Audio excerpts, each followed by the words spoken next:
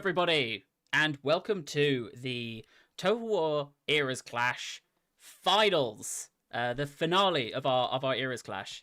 And this is it. This is the stream you've all been waiting for. Unfortunately, I think several thousand of you tuned into the wrong stream yesterday, and you've watched some showcase instead of this. But don't worry, we're here. We're ready to conclude the tournament, which has been going on, what, 4 months? It's been a while. It has. We're here. We can also say the words Medieval 3 without like someone in the office getting really upset at me. So that's fantastic as well. But yeah, we're here. We're welcome to our fantastic co-host, Lionheartx10. Oh, no, you're actually going to say it. Okay. We don't know where the announcement accidentally said Lionheartx10. Yes. I typoed it once and I fixed the typo, and I don't know how that's gotten through somewhere. But welcome, Lionheart. Thank you so much for joining us. Thanks for having me. It's not the worst thing I've been called, so No. you know. I mean, I was going to write Richard as your. Oh yeah. But then I was worried people might actually think your name is. Actually think, yeah. Yep. Lionheart name leak. It's Richard. It's Richard. Yeah. It is. It could be. It's not. Hey, we don't spoil that for them. So we got the leaderboards here. A person who had more time on their hands would have sorted this from like first to second. Oh yeah. But I'll tell you what, these assets are not movable. So we're gonna go through the teams in order that they are, starting off with you. So the history boys, yourself and Cody Bonds. Mm-hmm. You like history. Yep. You're in a historical tournament. You're currently fourth with the potential to come second. Nice, I'll take that. So you're only 1 point off of Two Cats in a Trench Coat. And the matchups we have today are Cody versus Arcard. So actually that is straight up the battle for maybe third place, maybe second place, depending on how that goes. Then we've got assembled creatively, which is Colonel Damner's Monsters Abound at 46 points. They are in a battle with Spears Before Beers for last. As in to not come last, not actually. Then we've got Holoskinks, our current winners. That's not how it works. The people in first at the moment, at the top of the leaderboard, we have Holoskinks, who, honestly, what a shock. They have not been in the lead the whole tournament, and now we're coming into the absolute last round, and they're in first. You know what? With how aggressively Sotex played every time I faced him, it does not surprise me, because he talks to you sweetly and softly beforehand, and then just beast mode. Yeah, it you think really... you're talking to a cute little skink, and then he rips off the face mask, and it's Nakai the Wanderer coming to smash you. He does. He's played so well. Like I think your game. Brutal. Was it your game against him in Shogun 2, like one of the first matches? Oh yeah. Yeah, we saw, because we booted and I was like, oh, Sotek's gonna have a rough time. Lionheart's played a lot, and it was like, oh my god, he is really holding his own. And I think you won Shogun 2, but it was like a sign of this guy is playing seriously.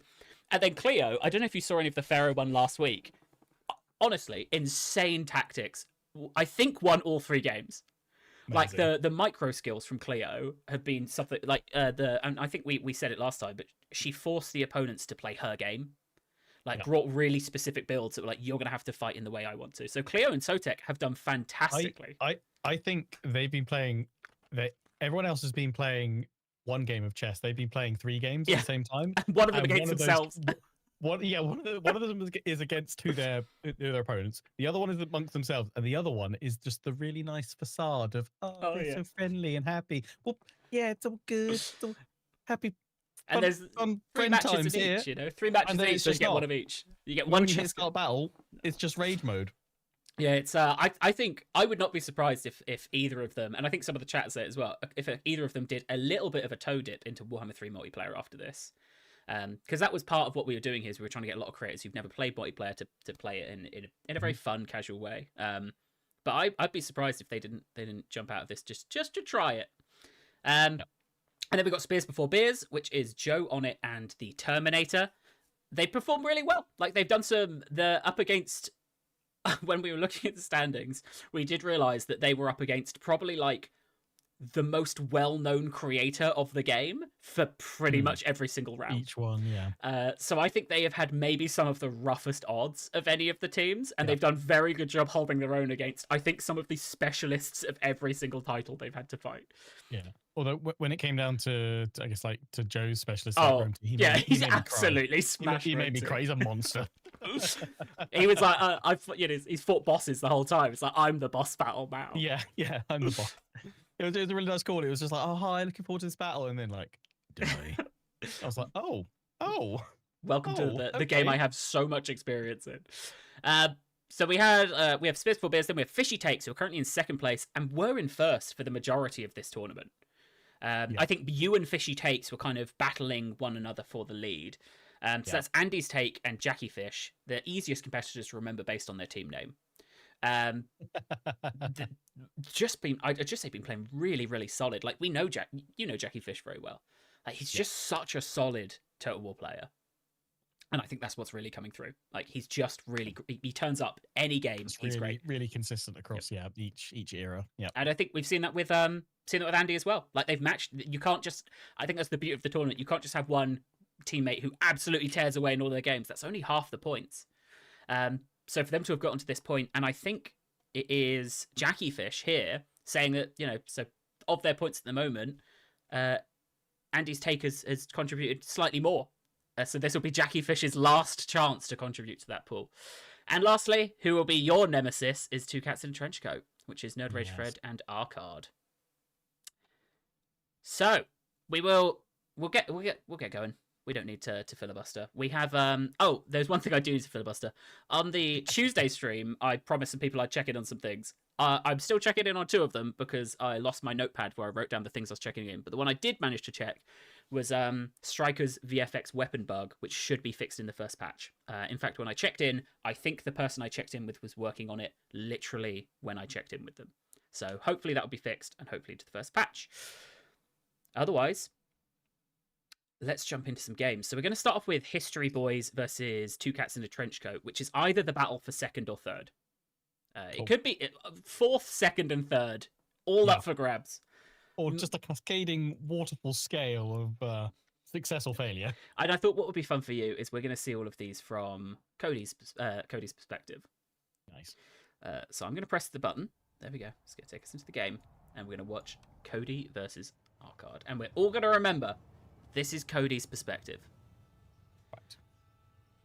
I swear, next time we do this kind of tournament, I'm getting some sort of sticky note that somehow also translates on. Maybe I'll put it behind me. Of this is who we're watching, because every game there's a little warble where we forget. For those of you who haven't seen any of the ERAS clashes before, welcome to the finals. But you get 3 points for winning a battle. You get 2 points if you've won 2 or more of the best of 3, and you get 1 point if you lose. But more importantly, and we were talking about this before the stream, chat are allowed to allocate points. So chat can allocate 1 point when someone loses if they think it was a valiant defeat, and chat can award 2 points to the most entertaining matchup at the end of the stream. Nice. We spoke about it's just a few little points. The points allocated by chat today may determine the winner of this entire tournament. It is so close. There's 3 points in it. You guys might determine who the winner is. We'll see if that happens, and we'll see if the team that doesn't get determined get upset. But otherwise we'll get on with our game. So we got Cody here. Crossbowman, mailed spearman, a strong spear line then from Cody. Oh yeah, loads of them. And with R-Card, I mean, a spear line, I wouldn't say a strong one. He's bought catapults, so that'll be why. Okay, yeah, right. So he's going for the artillery. You played a lot of Thrones of Britannia? Not for a good few years. You know who has played a lot of Thrones of Britannia? The man in chat, Cody Bonds.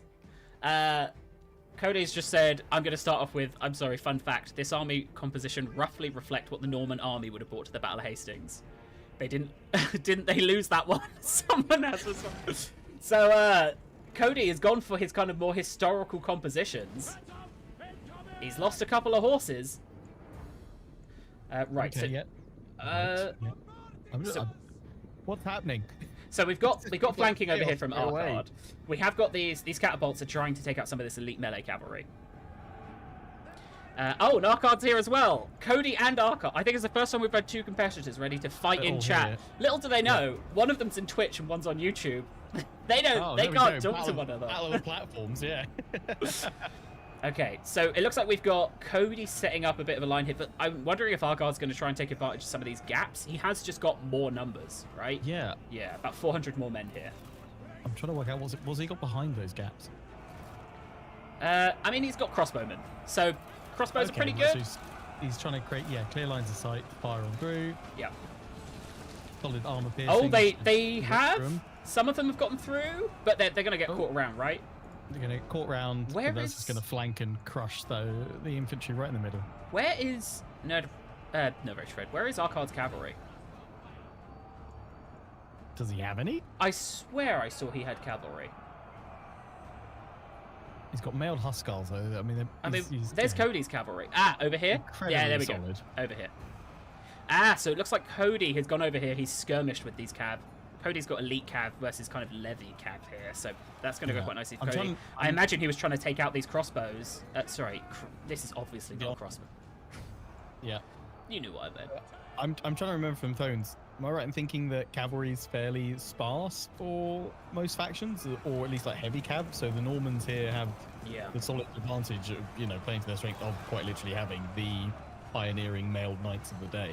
Yeah, I think seeing this much elite cavalry is quite nice for Cody in that sense.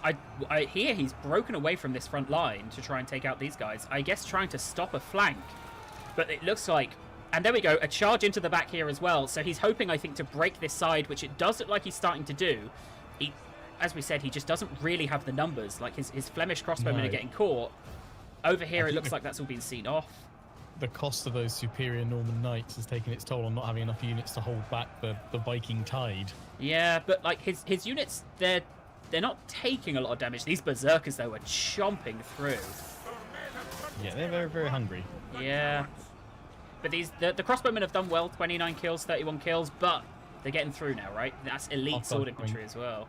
Straight through. I mean, the moment they connect with them, they're just going to munch them, and that just takes all their firepower away from them. They're immediately tied up. Although, I mean, it looks like Cody's, just smashing in with cavalry, trying to get them back round again, hit the next flank, just keep them moving all the time, and just rinse and repeat cycling on in. And I think if Cody's hoping he can beat here, right? Oh no, these crossbowmen, they must have been relatively expensive. I mean, is that their tier 2? Yeah. Tier 2 unit, but I assume it's the Norman Knights that have taken up the majority of Cody's funds there. If you are Cody right now, how do you... I mean, these guys are pulled back. You've got crossbowmen who can fire. Yeah, I think it'd be you'd have to reform a secondary line now to try and then start splitting out that force, because that's where you need them to almost do a reverse of what Cody had at the start of all those gaps. You need to start pulling them apart into different areas, and then you can chip away at them from one flank through the center to the other. Yeah. But also, Cody can't afford to pull away from any of those engagements because they'll just instantly rout. So he has to kind of just keep charging into where the masses of Vikings are. Yeah, it's looking like he's still holding here, and these guys will break, but like Cody hasn't got a hell of a lot left over on this side. I mean, these guys are ready, and they're super shiny. That's what you love to see. I've also noticed so many people in chat as competitors from the tournament. I think I see Andy's there, Monsters is there. So lovely to see everyone who's competed over the last several months coming to see the accumulation. It looks like Cody is fighting to the bitter end, but the Normans, they're not going to win this one. No, they're not claiming the English crown today. Vikings get to keep that for a bit longer. They do. Nice charge, though. It was. Excellent camera work as well. What can we see on... Yeah, he's got one unit of cavalry just tied up. It's surrounded by 3 or 4, so it's just getting completely flanked. These guys are winning their battle, so they're probably thinking, great, we've won. We've defeated these guys. All right, let's turn around. Oh, it looks like it's going okay over there, but then these elite axe infantry they are hungry. Yeah, I mean, the whole composition of the Viking force here is basically to armor pierce, which is what Cody's got in spades. Plenty of armor, but then... Yeah, Arcard's got the kind of perfect counter to it with all the two-handed weapons, shock troop, and just the numerical superiority to get in the flanks and shatter one through. I think what's interesting, I don't know, maybe you would, maybe you've got the better strategic brain than me. I don't know if I'd point at like a single moment in this battle where it was like, that's where he managed to win it. It felt like it was just the numbers he had the ability to grind through. I mean, I think early on it probably was where he managed to get 1 or 2 units through the gaps to stop the crossbowmen firing.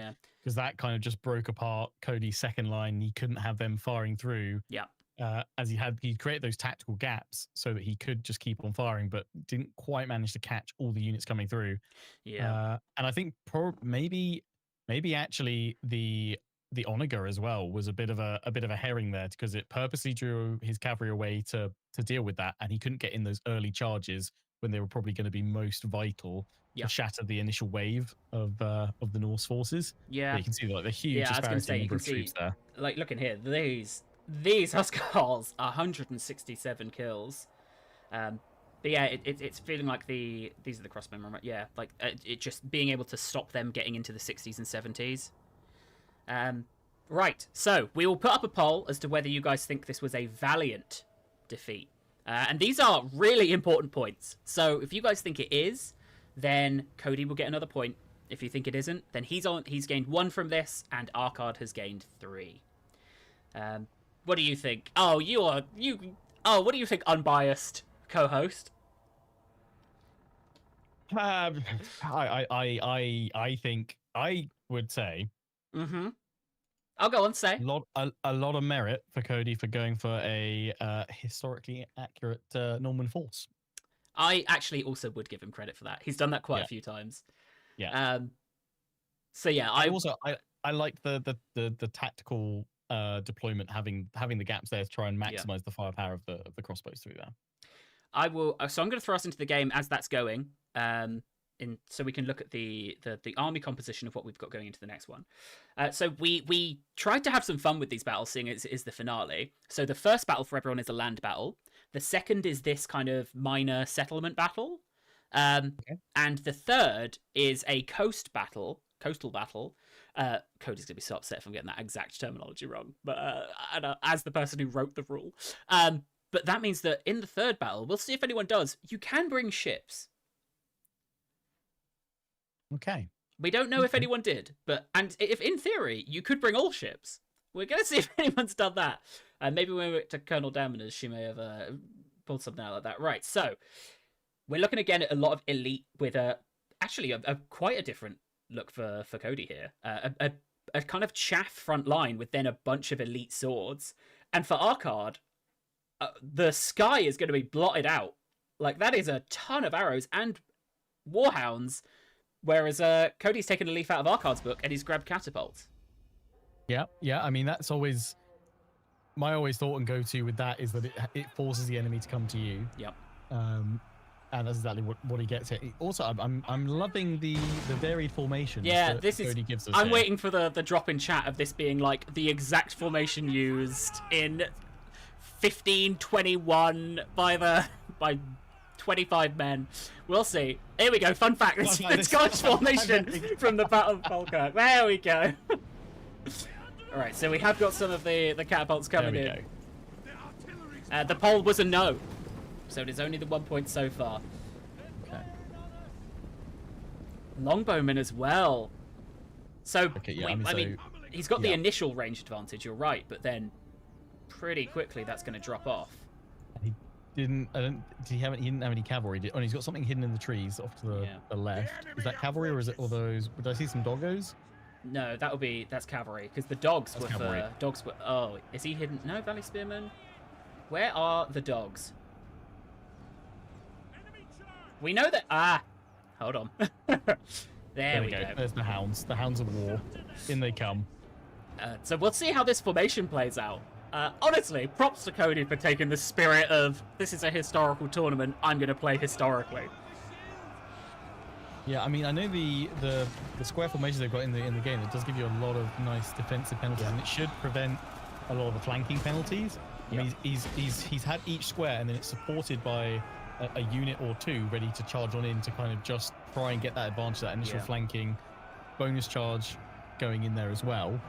I mean, to me, it looks like it's I was going to say largely going to be pretty impenetrable. Yeah, it's hard to see how you would get through to those cats. Like, he's going for a flank, but if anything, that's what Cody kind of wants, right? Engage me on all. I'm in a circle. You can engage me all the way around.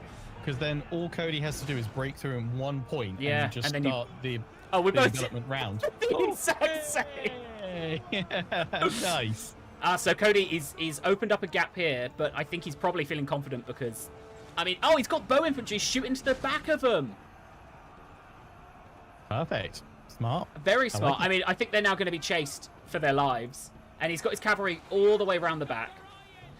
Yeah, go straight into those longbowmen. Although he's getting intercepted by, what, 2 units of cavalry straight away? Yeah, they saw it coming. Maybe he was hoping that he'd be able to sneak by. Adam, if you're watching, can you tell Paul that I will not be there? So, elite melee cavalry over here. Elite melee cavalry. We'll see who's going to do.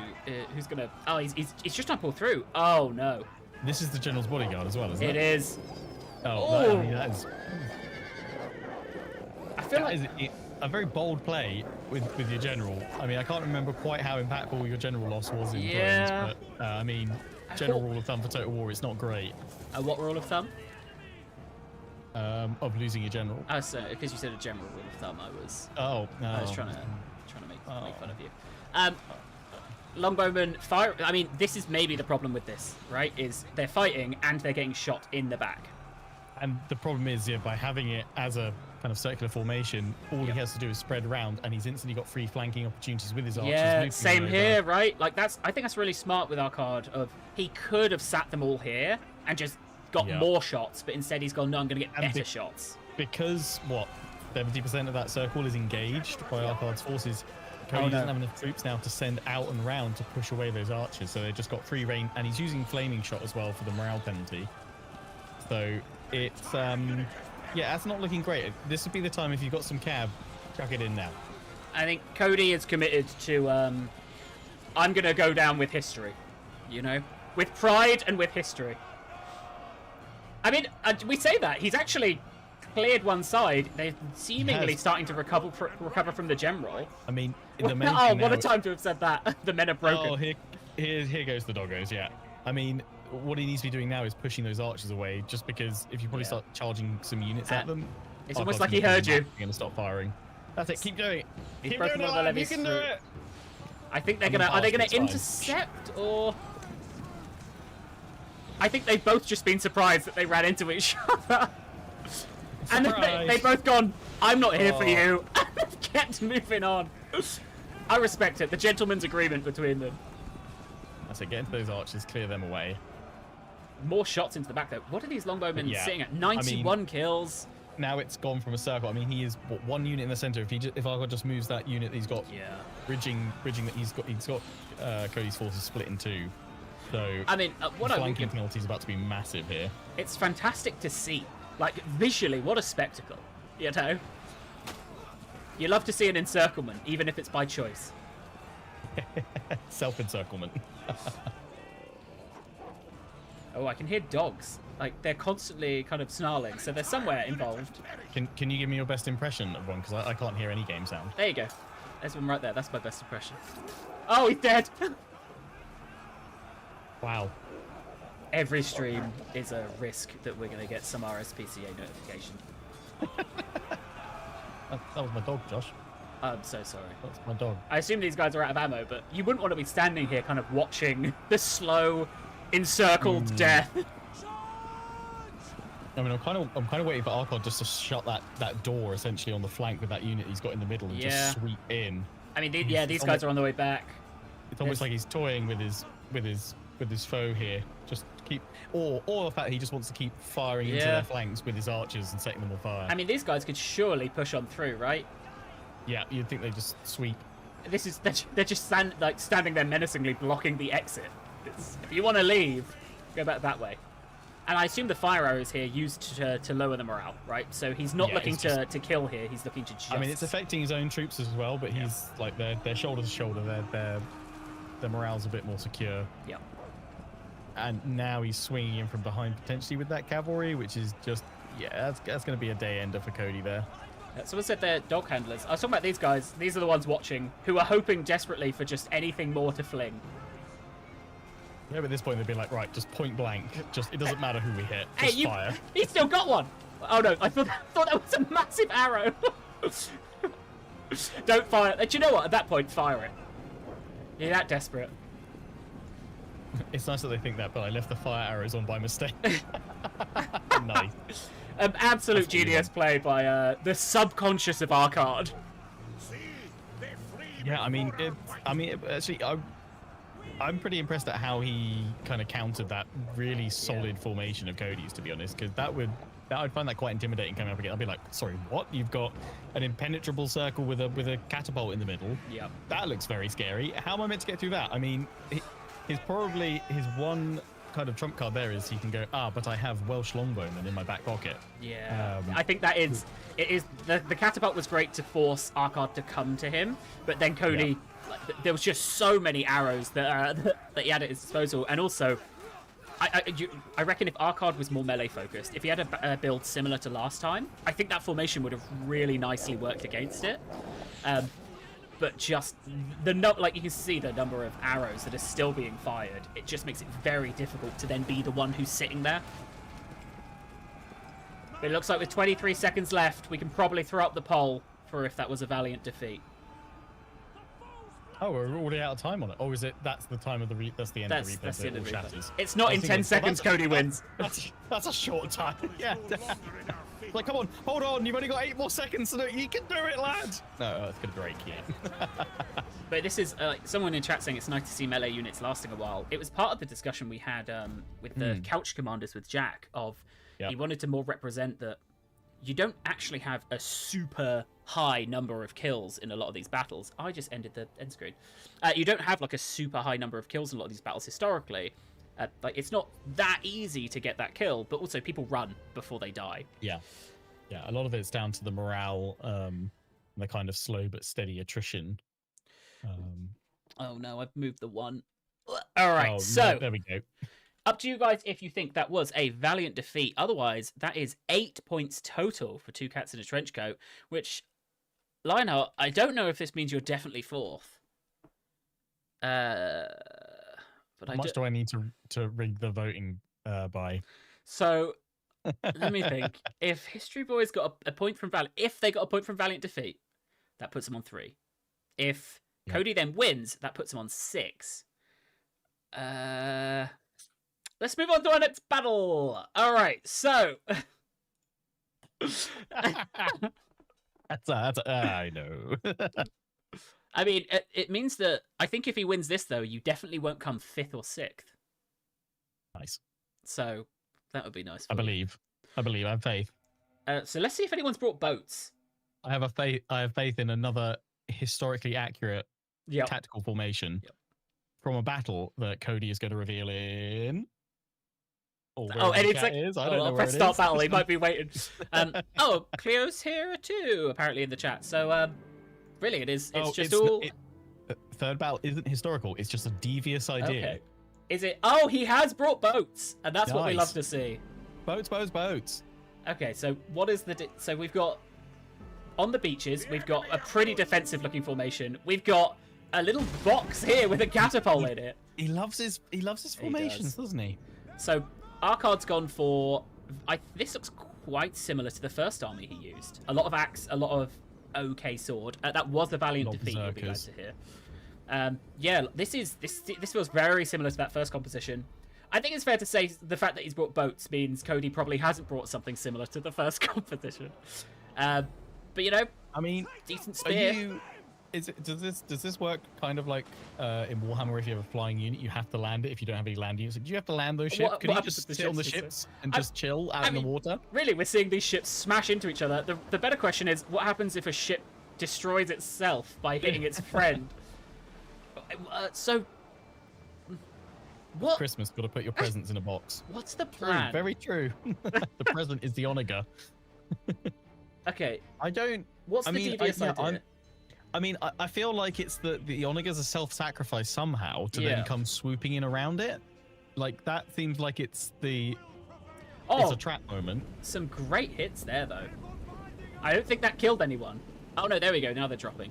But each of those elites killed is a good spend. Are the boats? They're still lining up. Oh, hold on. Are these archers? Okay. Nice. He's firing. Right. He's firing over the shield an insane. Because they can't attack the boats. If he's got missile troops, though, he can burn the boats. True. I don't think Arcard... Has he got any missile? He's got no missiles. Is he gone full melee? Wait, this is insane. Then surely eventually Cody... Well, no, because eventually he's going to have to land. That's the problem. He's going to run out of ammo. Arcard saying, sir, the first battle was Norse. This is England. Hey, look. Anyone can hold an axe, all right? I don't discriminate where they're from. So I guess the idea here is I'm going to hit you and you can't hit me. And also Arcard has brought nothing that can counter this. I like it. I like the idea. You've got all your archers on your ships behind your spear wall, and also because they're right up against the coast. I mean, there's a bit of a gap there, but if you pull back a little bit, you can't get flanked. You got the sea at your back. I mean, can they throw by the sea. like torches? Can melee troops? I don't think so, but I get a feeling that if you don't have a unit on land, there's probably a massive morale penalty to your ships. Yeah, I mean, yeah, someone's saying he could kill the siege units and back away. Also, Cody is moving in. No, don't leave the cover of your ships. No. The archer's going. Why are we? What are we here to do? Why are you doing this? But I guess he's seeing it like this is maybe too much value to sacrifice, right? And, yeah, but then maybe this was the plan all along: draw them into the death box and then possibly on top of them. I guess he's just hoping the range would just stretch a little bit further. I'd have probably put that box closer to the shore, so hold on. I think they're landing. I think they are thinking about landing. Yeah, they're gonna hop off. I mean, Arcard's going for it. I feel like Arcard's gone, all right, Cody, you do you. I'm going to go fight the stuff that's actually on a battlefield. You play around with your boats. You let me know when you've all got off your ships. Yeah. And I'll see you then. So we're getting some charges in here. And this is, I mean,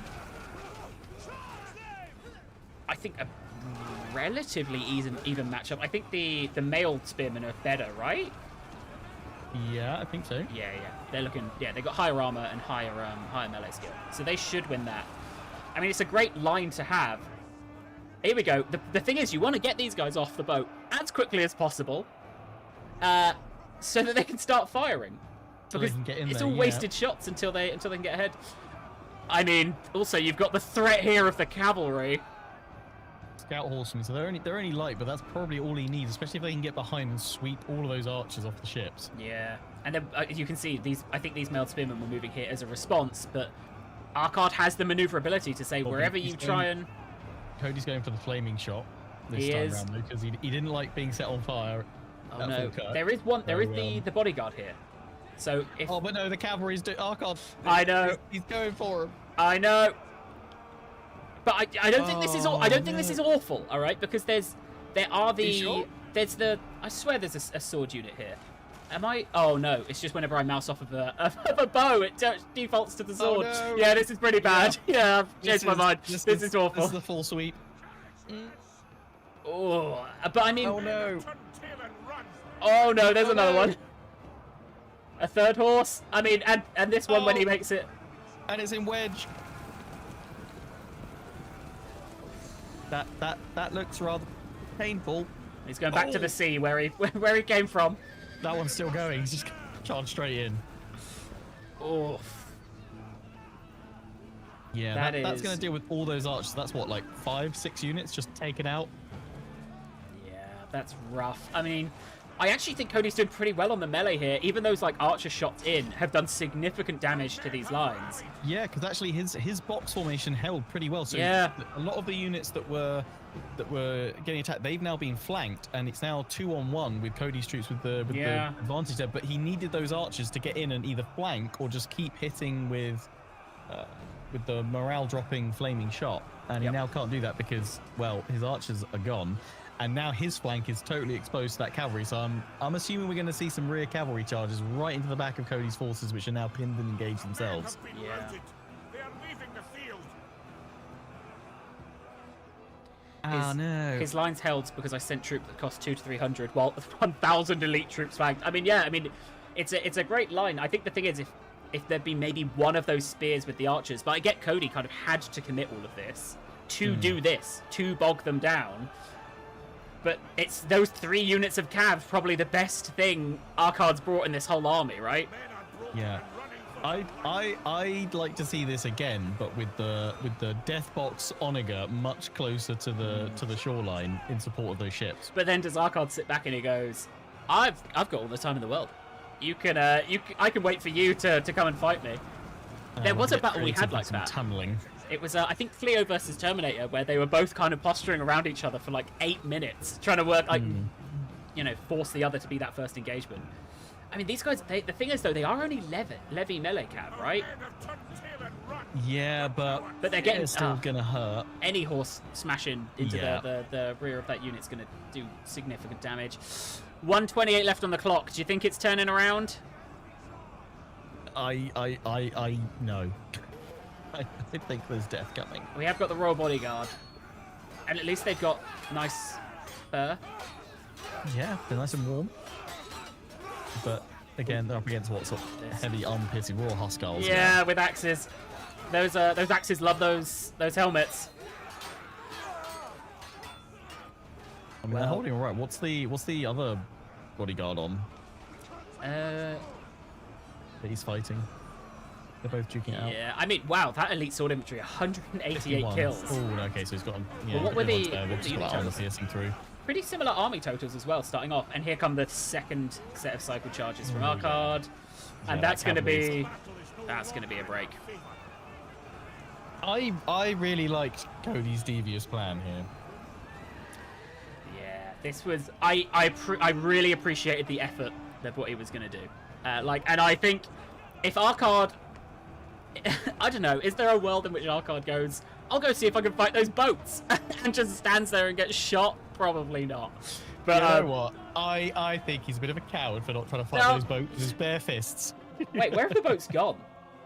Oh, they've sailed gone off. home. I think what I appreciate from Cody is he's gone. We have a coastal battle. It's the first coastal battle in the whole tournament. Let's see if I can break this.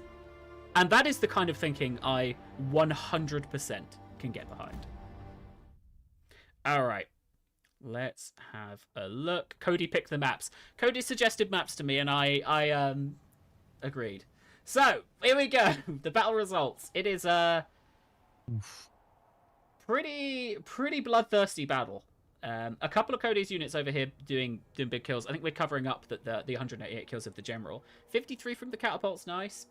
But like that cavalry, that is the game winning, isn't it?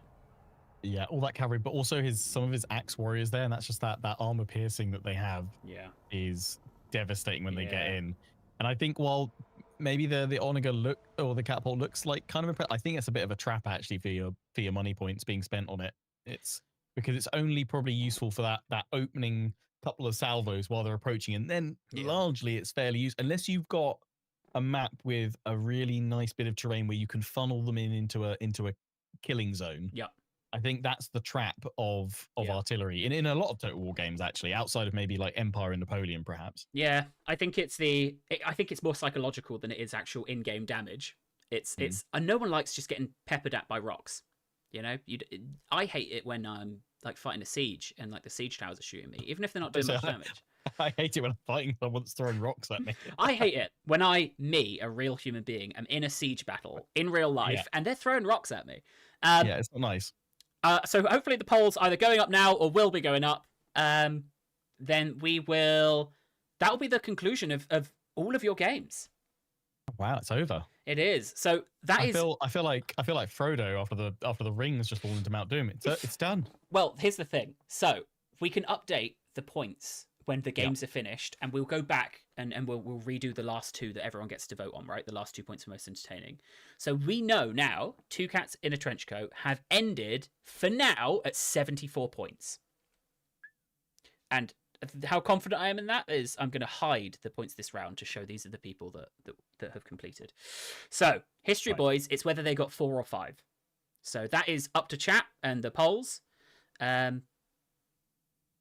When we have that result, then we will also know what that final result is. So Lawmaster of Sotek has asked, is that stream only on Twitch or also on YouTube?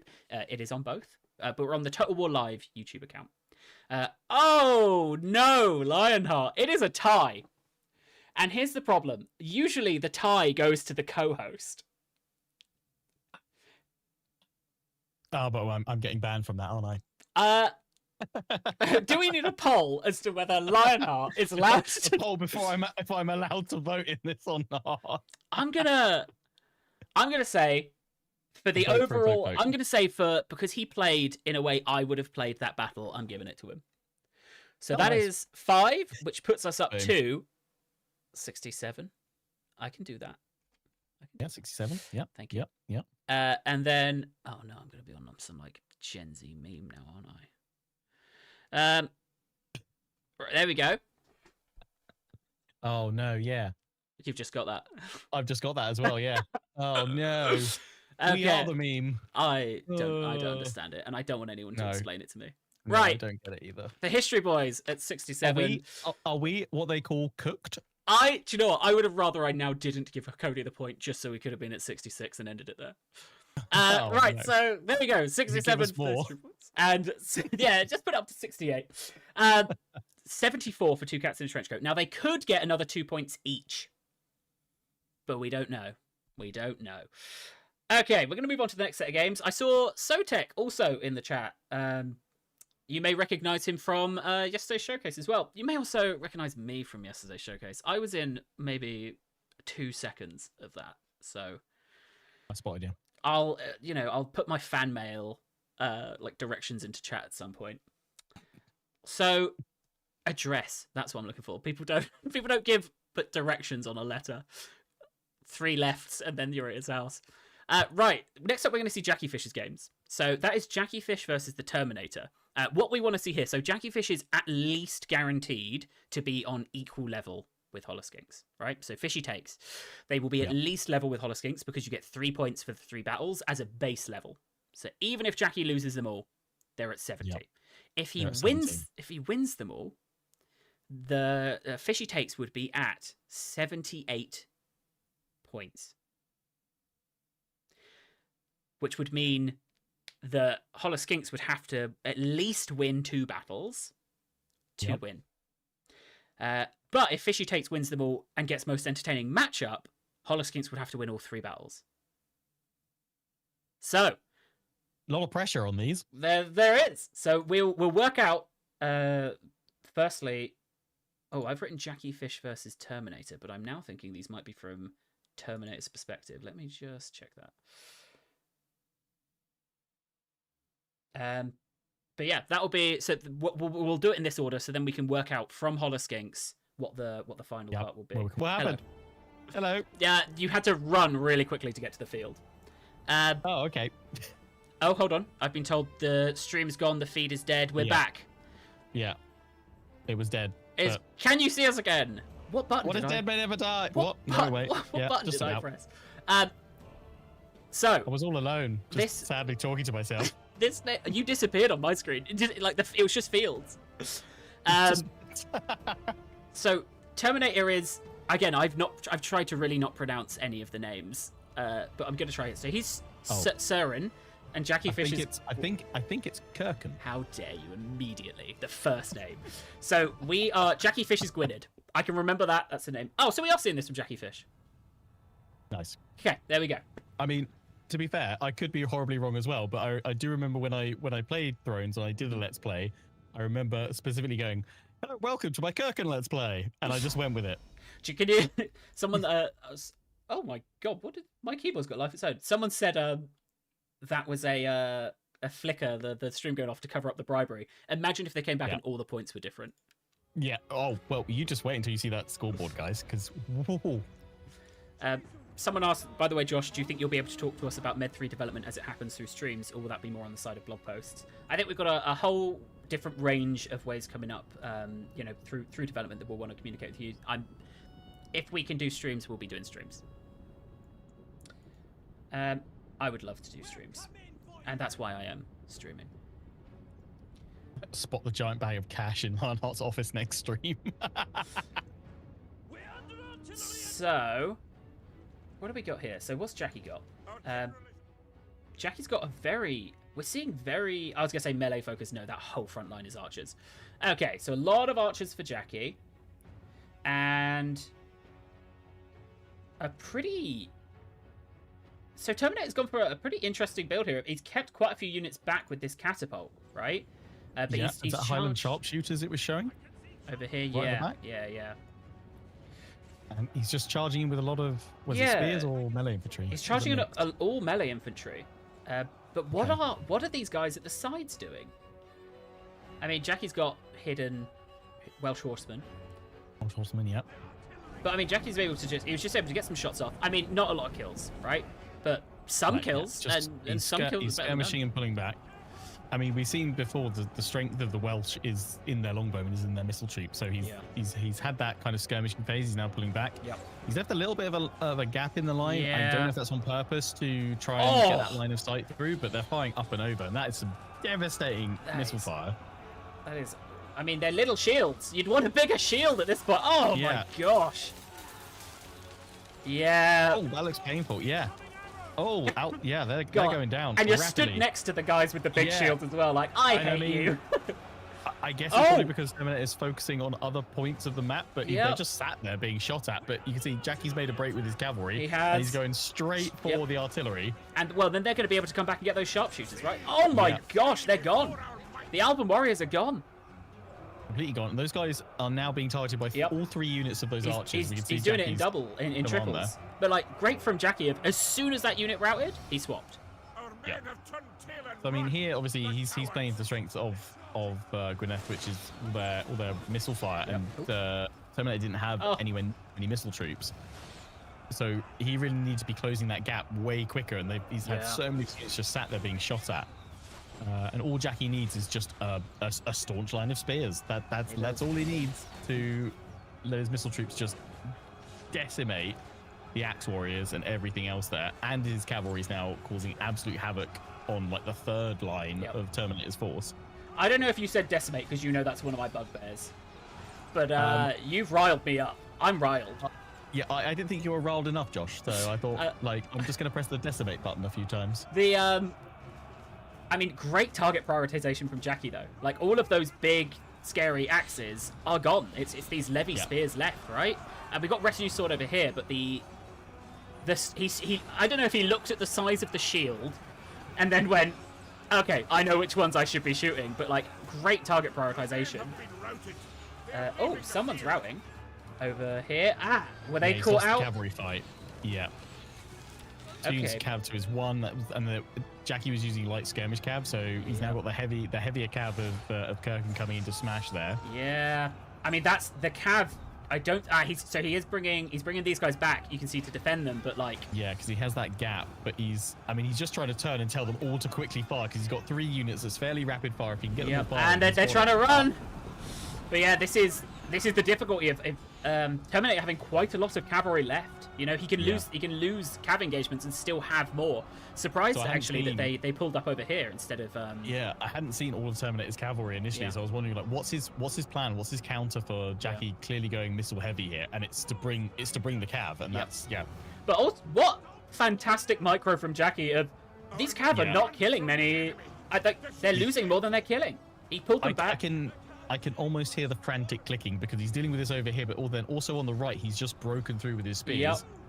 And trying to deal with that. He's nearly won the right. And actually, I think he's done a really good job. He's got 1 unit holding 3 units of spears in the middle coming at him and then just bombarding them with his missile troops. And they're all starting to waver and break. These guys have broken. I mean, you can see I've held down the spacebar so that we can try and see some of the micro from Jackie here.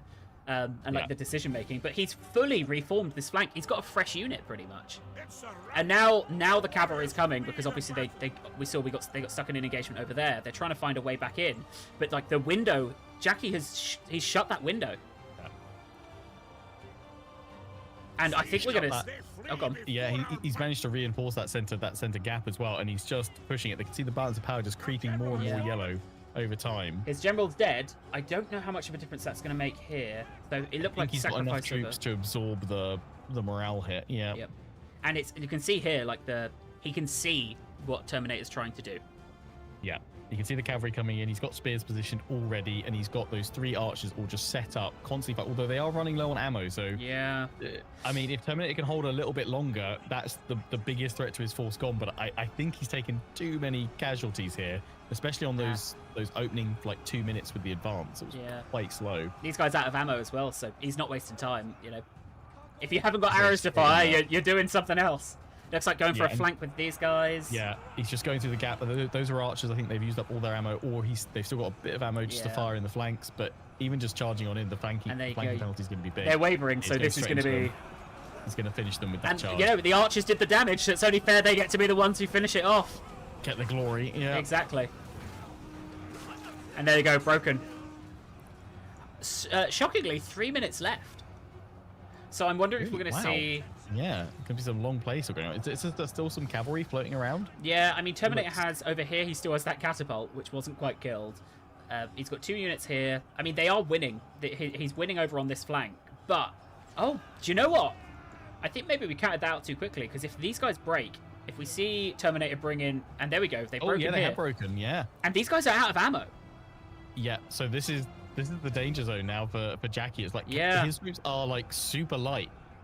And they don't have great melee stats. And he's just got to throw them in and hope that numbers cause like mass flanking penalties. Yeah, because this is bows and swords going in, right? These guys, and these are King's blades. They'll chew through the bows. I mean, he's lucky he's managed to kind of catch them in the rear there. He's pulling back with these spearmen. I mean, Terminator, he's got like 3 or 4 units there. He should just be mobbing that unit as it comes through and just trying to like counter flank as hard as possible. Because otherwise those archers are still going to be super valuable because he's just got like 5 of them there. Yeah, he can throw onto each of Terminator's units one at a time, and that's 5 on 1. You know, it doesn't matter what the quality is, that they're gonna break. Yeah, and I think where they go, like the longbow, those longbowmen are gone. I think it's going to be a battle of who can survive this, because it does look like Jackie's been flanked, but they were already wavering and the second one's gone. Yeah, they've stood firm, so that's their flank re-secured, not getting hit in the back. Yeah. And he's now got 5 units of longbows just to sweep aside 3 or 4 units of Terminators that remain. But I mean, these units, I think that may be the last shot. You know, half of Jackie's army is bow infantry. Yeah. And then over here we've got elite sword infantry. I mean, as we saw with Arcard and Cody, all it would take is like 1 unit of cavalry right now, and those archers are gone from Jackie. We do have his bodyguard. He does. He's staring in. I mean, they've been in engagements. They've got 82 kills. He must have just had close to the action, probably supporting the morale a little bit more. Now would be the time I'd be pulling back to reform a solid line and then just getting that cavalry to hammer into the back of those archers to cause a mass rout. Well, here come so I reckon the cavalry were cleaning up something over here, because there's a few corpses, because they're now coming back in. But I think it's just too late, right? It could have been Kit Kat time. Everyone needs a break sometime. That's true. Even generals. Even generals. Always need a Kit Kat. The battle is turning in I think that's it then. You know, he's got a secondary line up here, but Jackie's even the just general's starting enough. to wave up. Yeah. Well, we'll put up the poll. Broke before they could get the charge in. They did. I would say what a fantastic battle, honestly. That was very entertaining. I very much enjoyed that one. I think Thrones was one of my favorite like games to come back to for all of the eras that we were doing. That was one of my favorite I didn't play enough of this moments. You know, and I ended up playing like 3 full campaigns after the Couch Commanders was done. I feel like a lot of people are going to be revisiting this and probably stuff like Medieval 2. Why? I'm not really sure why. Like, it's not like there was a big announcement recently. And we were talking just before the stream something. about, you were like, I hate medieval games. That's what you were saying to me before the stream. Well, so we will see. We'll put the poll live. I don't know why. If I'm doing something, I am. I'm going to sabotage my self-pitch to be Richard the Lionheart. Yeah. Again, I skipped over the unit kills, but I imagine that would have been a lot of archer kills, is what we would have seen. Play it again.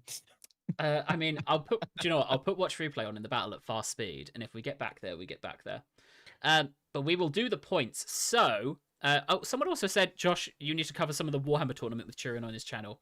Trust me, you don't want me trying to commentate competitive Warhammer gameplay. In fact, starting this weekend, so we had the Warhammer 3 Clash last weekend, I think, on Turin's channel. And the top 2 of that qualified for our championship, which is happening later this month. Nice. And the other 3 qualifiers are with Davplays, Turin, and Enticity happening over the weekend. So if you want to qualify for the 2025 Warhammer 3 Championship, I think it's the biggest prize pool we've ever had. And do you know what's really mad, Lionheart? Biggest prize pool we've ever had, 3 qualifiers. I'm pretty sure this is the first time I've mentioned it. There's a lot. There've been a lot going on this week. A few announcements. So yeah, we've got the qualifiers kicking off, and it's open, so people can sign up through those channels. They can get what's through. The prize pool? What a great question. Great question. And wouldn't that be so great if I had that just ready? That'd be lovely. I'm pretty sure it's like, I think it's like £2,000 for first place. Ooh. And I've said 2 because it may even be like 2.53. I'd have to get it up, but everyone who gets in gets a prize. So there's prizes from 1st to 8th. That's a lot of green screens, Josh. I'm not doing it. I can't win. Do you know what? If not Josh CA competes and comes last, nobody question it.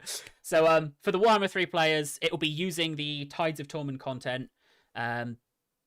So feel free to dig in and get qualifying, and we'll have the championship. Nice. That'll be on our channels. It won't be me. It will be Turin and Dav plays. I think over 2 days we'll go through all of the finals and semi-finals.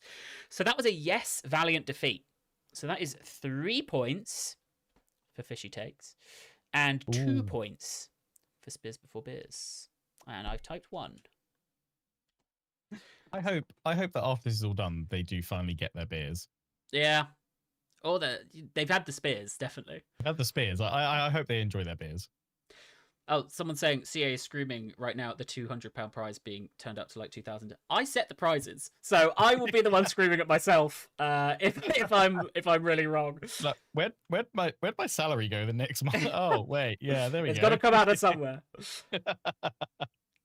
Okay, let's get into Jackie and Terminator Game 2. Right, so Jackie Fish will be the Norse. I can pronounce that, and that's what we're going to say. We have a minor settlement battle again. A slightly different settlement battle, which suggests to me there was maybe a accidental slight misclick on the map allocation. Okay. I love it when we get a chaos map. And this is a chaos map, because this was not a tournament map. I mean, there is, based off that preview there's a high hill. There is. And then there's a village down Jackie's having but I mean, like, both of them have an advantage, right? If Jackie has to go and fight in this village, there's a big advantage. If Terminator's having to go and fight up on the hill. Just looking at the units there, so we've got what... Wait, let's get I've got the numbers for you. Yeah. 2,360 for Jackie, 1,500 for Terminator. I mean, This was not intended. Yeah. If Jackie wins this, I think if Jackie loses this, he's got to get a valiant defeat. Like, he is fighting a battle that no one intended for him to fight in a village where he's got choke points. But he just wanted to invite everyone down to the long haul for a nice pint of mead. You've got to wonder if they booted in and both of them went, this map's a bit unfair. Like, and this doesn't look balanced. What were they planning? Why would Josh do this to us? Yes, they do have chosen maps. In Thrones, I think for this one specifically, you have to put coordinates in to get the map. Yeah. A single number off of that coordinate will have put them into a completely different town. Wildly different. I mean, although this does highlight probably, I think, one of the best features of Thrones, and it was its defensive battle maps, both for like full sieges and for the villages, just because they were designed in a way that really encouraged kind of, I think, some really good tactical play and really brought to life sieges, especially when you were playing player versus player, in really fun, engaging ways, because they were often quite challenging, or they just had such varied... There were so many that were like built up into cliff tops, so you really created these narrow choke points, and you really had to think carefully about committing to certain places. And we can already see Terminators like making full effect of like going, right, I'm going to create this choke point in this street. He's hiding here as well. None shall pass. I mean, it's basically that's kind of the general Thrones play, because everything, all of your spear troops broadly have some kind of spear wall, shield wall ability. So it's like hunker down in the best spot, plant your spear, plant your shield, and wait for death potentially. I think what's interesting though, right, is obviously this at first glance this was like, oh, Terminator has a pretty big advantage. He's got the settlement, but I think to be fair to him, he's not gone like, I'm gonna play the most defensive game I possibly could. Good luck, Jackie. He's gone, all right, let's try and do something interesting here. So sure, he's got a choke point here, but he is fully flanking round over here and over here.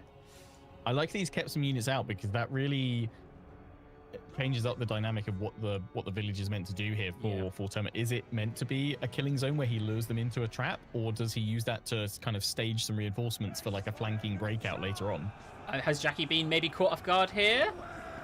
It looks like he may have. I mean, Terminator's he's definitely gone for maximum quality over quantity. All of his troops are veterans or at least a tier or so above what Jackie's brought. But maybe not the Cav is the problem, right? He's only got scouts. Maybe not the Cav. Oh, hold on. Mailed horseman over here. I spoke too soon.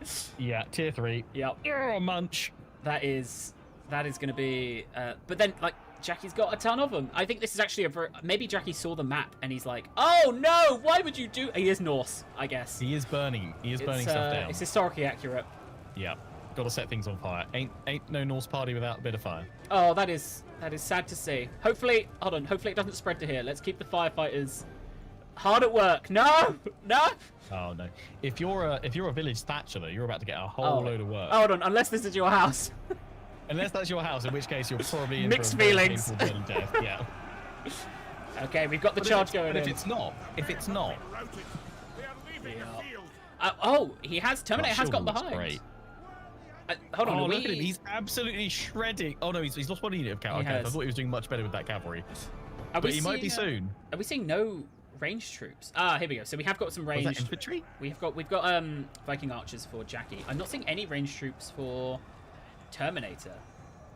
I don't need range. Just need elite smashing. I mean, this makes sense now that we've seen this map play out. This makes sense why. I really like what he's done here, though. Yeah. He's blocking him in there, so he can then. Well, I assume he's going to then try and flank down from the. But Jackie's seen it from the hillside. Right? But Jackie's seen it, and he's now like moving to get ready exclusively for that. While half of his village burns down out at this point. It's not. You know, if you're on the outskirts of a village, you're probably not important. That's lovely. How many's that killed? We're seeing the numbers drop. That was at 106 down to 90. Got the Mel Knights. Someone asking who's fighting. So we are of the perspective in yellow of Jackie Fish up against Terminator in red. That cavalry's about to get completely trapped unless he can pull it through. No, that's a trap. Oh no, it's going the other way. That's the wrong way. And who's broken there? So we are seeing some of Jackie's units break. I mean, that is... But look at the death He's trading. Oh, that cavalry's going, yeah. I mean, look, they're hopping for joy. Too soon, guys, too soon. I mean, Terminator's got a unit over here of Rolthanes. I think maybe he was holding out for if there's a flank, he needs something back there. I think at this point, bring him in. Do the trap. You gotta do the trap now. I mean, he is pulling them all into that really kind of clustered choke point there. If he can keep Jackie pinned in there and just get some of his elite cavalry that's still alive. They've reformed as well. Alive. Oh, now it's the stare off. Oh, look at that, yeah. Oh, this is why I love this franchise. I've just pressed a button and gotten rid of the... Oh, my gosh. What a thing... What a thing to discover halfway through... halfway through well, it's very useful, isn't it? It is. And I got rid of it, and then I immediately missed it. I was hoping to see if Terminator was going to try and break down here, but Jackie again... He's going to get flanked. Your bodyguard. I mean, there's a lot riding on these guys holding, isn't there? Oh, hold on. Although he's broken. Oh. That's a big break there. Jackie's gone through. Oh, no, the cavalry. He's gone through. There's a unit stuck at the back. That's going to be huge. This is going to be bad. It's a second sandwich. I mean, they're dropping. Not as bad. Not as bad as we saw the other way. Royal Thanes. I mean, they're elite sword infantry. They're only tier 1, though. They're doing a good job. He's got some veterancy on him. Oh, but they're shaken. I mean, your cavalry pressing you from one side. You've got a general's bodyguard from the other side. I'm assuming probably with some pretty massive axes. Yeah. That's not going to be fun for anyone. I mean, Jackie's doing... It's the numbers here. He's doing such a great job of micro... I would not take an army this big. I would take Terminator's army and try and hold these choke points. I think that's a really solid strategy. But you don't have quite as many options just because you don't have as many bodies, right? Yep. And I think that's where I think that's the trend we're going to see for Jackie. I think much like Cleo, the trend is if Jackie or Cleo bring a really high micro-intensive army, they can pull off what they want to do. Yeah. Because this break is huge. I think it's because both of them have the ability. It doesn't even matter if they don't have the full micro across the whole army all the time. They can make enough moves with the army to kind of cause chaos and confusion and destruction, and just kind of confuse the other player, so they don't know really what's happening, where, what, when, and their army is constantly on the move. Yeah. And that's what Jackie's army's done. We thought his flank was Terminator's flank was secure here with that other unit at the back, but he's managed to nip round these other units, completely bypassing Terminator's reserves, who have now suddenly realised that the village is on fire. Yeah. Yeah. And I think the Royal Thanes here, I don't know if Terminator forgot about them because I think they were hidden. Yep. So I don't know if that was I've got to hold this point. But I think them not being able to get involved and help secure that choke point is difficult. Even if they had, though, like, look at the numbers Jackie has left. An extra unit of Royal Thanes wouldn't have held all of this back. No. He's done a great job of just, like, getting people in, cutting them away from this group, and then working through and moving on and on and on. He's managed to completely flip Terminator's defensive plan of turning everything into a kill zone to work for him. It's just being flipped for Jackie. But I think also Terminator's big gamble here was that opening cavalry move, try and dominate the cavalry on the left flank. Yeah, you're right. If he'd controlled that, and then we've seen his units are still holding here. Yeah. If they'd held as long as they had, and he had that cavalry free, he'd have slammed into the back of all of Jackie's forces and cleaned up. And I reckon, apart from the ones just getting involved, we're going to see high kill counts, I think, for all of Terminator's units, right? They were doing work, they were engaged. There's just too many people to kill. Like, how do you kill all of these guys? But you hope that at this point you play some tactical pitch and you then torch it. Well, that's it. So there we go. And I didn't immediately press continue, so we do get to see the numbers. Right. We'll see. Yeah, as expected. Some really high kill counts from Terminator here. So we'll put the poll up if you guys think that was a valiant defeat. Did we see those? I don't think we saw those archers get used. They must have been taken out very quickly. Yeah, two units of them. I think they're probably like supporting some units up high on the hill, and they got pushed away quickly. Yeah. Well, up to you guys if you think that was valiant. But for Jackie, that was necessary. That was needed to secure him a great foothold of 8 points. So he is now on. Oh, God, this is the kind of maths I hate. 75 points. Ooh. Guaranteed at least second place. Yep. Yes. I was trying to... Have I actually worked that correct? Yeah, guaranteed at least second. I was like, that is one higher than 74, so that is definitely safe for second spot. Yeah. Which is fantastic to see. Guaranteed there, and if Holoskinks now... If they lose all their games or only win one game... then Fishy Takes probably win.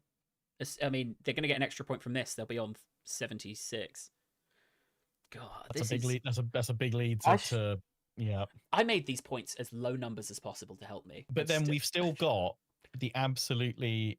Who is it playing from Assembled Creatively? I think it's Colonel Damners. Okay. And she did really, really well last week, I believe. Like, got a fair few points. If you're going to say it was monsters, I've just known that every time we've cast monsters, it's just pure chaos. I know. So nobody knows what's happening. Not even monsters. I reckon Colonel Damners has played pretty seriously for the finals. Yeah. And, like, what we've seen is when Colonel Damners plays pretty seriously, they are a menace.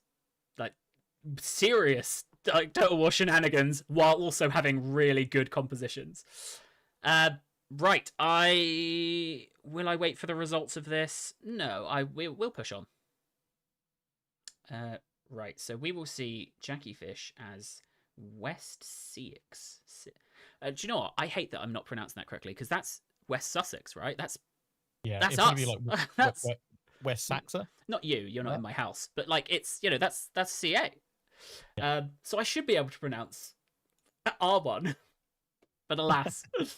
All right, let's see what we've got here. It is a coastal battle. Again, this is a different map, but it looks like a map that's not offering too much of an advantage. Just nice hill in the middle. But I think we've seen from Oh, my God! Have you just seen how many ships? Yeah. Is that Terminator with all the ships? Yeah. Yes. Yeah, it is. Everything's on a ship. So I don't think the hill matters. No. Okay, hold on. It was a valiant defeat. So thank you very much to chat for confirming that. That puts us on 4 points. And now we're gonna go watch a ton of ships. And if you're Jackie Fish and you see this, like, okay, you're in. You've started the game. You've deployed, and do you know what? Respect. You've not deployed on this massive advantageous hill. And then you've looked out and you've gone, well, you've got to come to me. I can't go to you. Oh, sorry, I saw this wall, and I absolutely love that wall. Oh, no, it's kind of broken. Oh, there we go. There's a nicer one. Look how nice that wall is. There's a nice bit of wall. Oh, hold on. It's still a little bit floaty. It's still broken. Have we got any nice wall? Do you know what? Maybe that's why Jackie didn't go up there. This is definitely not a map that was meant to be played. Is this even a map that's, like, accessible in game? I don't know. What have they found, and what are they going to do with it? I mean, it doesn't matter. They're fighting on a beach, aren't they? The hill doesn't matter. The fort doesn't matter. The sea doesn't matter. It's a beach. This is going to be some sort of... I'm trying to remember what faction. That's the Normans. So we've got the Norman invasion. This is Hastings. It is. Slightly well, earlier, Hastings, if global warming had kicked in a few hundred years earlier, and Hastings is half underwater. Yeah. Okay. I mean, I don't know if is this an advantage? Because, like, in theory, Terminator has flexibility here of choosing where to engage, but, like, Jackie's just going to charge as soon as the ships. Yeah, you've got. Land, he'll just pick them off as they land. He will fight them on the beaches. Yeah, but that's going to be the thing, right? It's the immediate engagement. What are we looking at numbers wise? So we do have an outnumbering by Terminator. Yeah. His main thing is going to want to land with his most solid line of heavy infantry first, and then land adjacent flanking Jackie's forces so that he can land cleanly on the flanks and then charge in. The thing is that they've kind of both got time to react to both of their decisions, right? Like, if Jackie puts up a formation that Terminator doesn't think wants to go into, he just stops the boats, and then he goes, all right, let's try something different. And then Jackie goes, all right, well, we're going to shuffle. So it's difficult when, I mean, Jackie's put his bows forward. I assume these are going to be trying to burn a couple of boats. Yep. And they look ready to burn. They're even wearing red. You can't get much more fire than that. Also, how many times have our birds collided? I just noticed that out the corner of my eye. Yeah, we should have had a bird counter. Well, it would be the loop I have is 1 minute 15 seconds. So it would be however many 1 minute. Oh, they just flew overhead, both of us. However many 1 minute 15 seconds. Here they go. Here they come. Are they friends? Are they enemies? Is it a fight or a kiss? No. There they go. Okay, the boats are coming forward. If people weren't looking at our cameras, they would have no idea what we were just talking about. Oh, I lost you for about like 10 seconds there. Oh no! I have no idea what was just happening. What? So I was still mourning the birds that we lost. We were. Hopefully the stream didn't go down with that. I'm paranoid now. I think it's still up. Okay. Well, I've changed. I've changed all of the scores. It's just now people saw me do it. I will PayPal you later. Here we go. I took. Oh no, it was a little up and down, but you're back. Okay. No, I've removed all of your points. Okay, here we go. Only yours though. I've kept Cody's. Oh, nice. So Terminator's chosen how he wants to engage here, and it is elite melee infantry. Yeah, I mean, that's how I do it. Yeah. He's gonna get shot. I don't think he has to worry about his ships being set on fire before they can land, but Jackie does have his archers right out on the beach. I'll tell you what, if we do an ERAS Clash 2, if I ever have it in my heart to do all of the organisation for this again, I think we're going to do more battles like this, where it's just wild, like weird stuff. I love this. Okay. 2%. I mean, fine. You're not going to get the ships on fire at this point, right? So it's probably not worth the fire arrows here. No, probably shoot them as they're coming off the ships.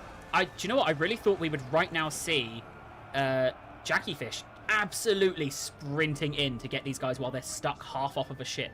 You know, like, you know when you're catching people like when they're only just coming up the ladder of a siege? Yeah, I thought that's what we would have seen here. Now's the time to press it. I think it's probably because he sees them all reinforcing in. I mean, this is probably another way to play it, is that if you Terminator's gone, rather than like pushing wide for some flanking action where they could probably get picked off bit by bit, he's gone, you know what, I'm just going to put my full strength in one place. Yeah. And that creates a solid anchor for him to literally land his troops, form up, and then press the attack. So long as they don't do this and just kind of wander into that line. Yeah. Otherwise, that could be kind of bad. I mean, these ships having a field day as well. Novrage Fred is here. I think he's brought some people with him. He's asked if anyone's played West Sexy yet. Correct me if I'm wrong, this is West CX, right? This is where sexy, yeah. Die! That's not what I said! You'll be very happy to hear, Novrage Fred, that Arcard won all of his games, right? It was against you. Oh, nice charge. So we have, I mean, this is a really solid set of engagements considering the mobility that we had before this. Which is quite interesting, right? Both of them like ultimate mobility, and what they've done is hit each other in a line. In a solid line, but Jackie has an advantage. He's got that unit of cavalry round behind already. He has. They're going to hit Levy Axe, and this is retinue melee. It looks like they didn't get a great charge there, though. No, not a good charge at all. And those axemen are they're gonna chew up some horses. And also we've got, this is a little bit of the Cody Bonds, you know, inspired by perhaps. He's got his archers untouchable by this cavalry. Yeah, and he now got a safe space to drop his archers off this time. Royal He's managed to Companions chase coming in away the cavalry, but there is now a gap in that line. Yep. But the Normans are starting to push through there. They're doing a really good job. Yeah. That was what, tier 1 versus tier 3 that they just managed to get rid of? Yep. Damn. And he's now got the general's bodyguard tied up. He won't win, but he'll tie up that general, which is the main thing. He's just hoping that his axemen can chase down that cavalry. He is, yeah. As just about. No, I think they're just getting free. So immediately, and this is what we see from Jackie, right? Is it's responses all the time. Yeah. Something's happening, I can respond. So he is winning. Yeah, he's winning here, and that is going to be a sweep through, right? We have got archers. He's got his cavalry the other side. Yeah, he's done the reverse. So while he was distracting Terminator on one side, he's now managed to succeed on the other flank. I would say this feels like pretty good micro from Terminator here, though. Like he's doing really well. He's still having to land ships. So while all of this is going on, he's playing a naval battle by himself as well. I think those extra troops on the ship though, that's now the time, and probably potentially the defining call of this battle will be: has he taken too long to land those additional forces, or has he waited until the right moment? Because now we've got 3 units of Jackie sweeping along from the other opposite flank. And as you said, we've basically got these 2 solid infantry lines, which are probably fairly evenly matched in the middle, and it's all going to be down on where the flanks break, where the gaps come. It's looking like maybe a tiny advantage for Jackie in some of these fights, but like these archers, we saw it in Cody Bonds' game, right? These archers, they can now fire straight into the back of Jackie's guys. Yep. So really well for them. It's great for Terminator here. This unit coming in and this unit coming in. He's now going to say, okay, I'm not giving up this flank yet. A second wave coming in. He's dropping in his general, and he's going to go for it, try and re-secure that right flank. And but he has also taken a risky move of weakening his center line by pulling 1 or 2 units back to deal with those flanking forces. He now needs to get them back into the center, or he's going to struggle. He's turning these guys around while they're still being flanked. And that's not going to go well. No, but these guys are general. That's a general unit being fired in the back from arrows. You know, it's a great unit, but like they're gonna start dropping here. And like this is reversing. Very epic beach battle. Yeah, it is. Like this is reversing. Like Jackie is losing this flank. Terminator's hitting back. He's lasted. Who's won here? As I said, I thought it would come down to that timing. Yeah, I mean, Jackie's worked on the right flank. Jackie's won here. He's also won the left as well. Well, now he just needs to sweep back into the center. Oh no, the center's no, going. yeah. So we've got Jackie Fish has won the center. We do have some units from Terminator on the right. Terminator's won the left. There's only half ammo on these archers. Terminator is nearly out of ammo. I'll say the big disadvantage for Terminator here is that by going full ships, it meant he had no cavalry to deploy. Well, you can get a horse on a boat. I mean, Hold on, is this a mistake from Jackie Fish here? Because these guys are all going to engage. There we go. Every time I say it, we see the immediate response. I was going to say, he's left his archers open to these guys charging in. So this is now the mosh pit, right? It's who's going to win this engagement. And Terminator getting a really good flank here. Oh, but he's also just lost 2 units in the middle, but that might be enough to swing it round. Yep. I'll tell you what as well, is danger for Holoskinks. This has been a really strong set of matches. Like, this is a strong set for the most entertaining matchup. It's fantastic battles. We're looking low on ammo, and I think we're out of ammo here. As you said, this is what Cody wanted to do with his archers on the ships, but he wasn't close enough to the fighting to be able to pull it off. Whereas Terminator's kind of mastered the devious plan here, and now his archers just raining death into the Wessex forces. I think Cody may be saying, you know, oh, I won't go all ships. Whereas Terminator going, no, I am a naval faction. All ships, yeah. Okay, you'd think as a fish, Jackie would have also gone all ships, really. Yeah, true. That's in his nature. I mean, these archers are really doing incredible. Oh no, I think that may be a very important break there. And like these archers done a fantastic power job. Just jump right back into the middle again. It is dancing like a needle back and forth there. We have more units coming in, but they're archers, right? Archers. So yeah, we saw it when Jackie had to use them. They're great at flanking, but he needs these guys to come back soon. The morale's still at -9. To rally and get back into the fight, because we know that they've probably got the advantage over the Wessex troops. I don't know if he knows he's got this unit here. You want to see him charge in, but like the amount of micro Terminators having to do. Okay, so they are all wavering, but they are back. All right, if he can hold here, because they're doing pretty well here. If we do an ERAS Clash 2, there should be an extra award for battle with the most frantic clicking. Oh yeah, definitely win it. We get everyone to record there. I can hear the clicking. Yeah, a separate microphone next to your mouse clicks. I think there's just enough ammunition from these archers. Yeah, just shred through to win this. And I think there we go. Look at the balance of power. There we go. Yeah, that's gonna swing it. Yeah, Jackie just managed to get the kill on the general. That's what gonna a stop any chance. Fantastic battle, though. No rallying, but that was really good. Yeah, really well fought. All right, well, he's so nearly had him. I know, but this is Jackie Fish is a fantastic. Like, he's played for so long, and Jackie Fish casts battles. You know, like he's watched every. It's like that thing. He's seen every possible future situation. He's planned for all of them. Like he's seen a lot of gameplay of Thrones, of Rome 2.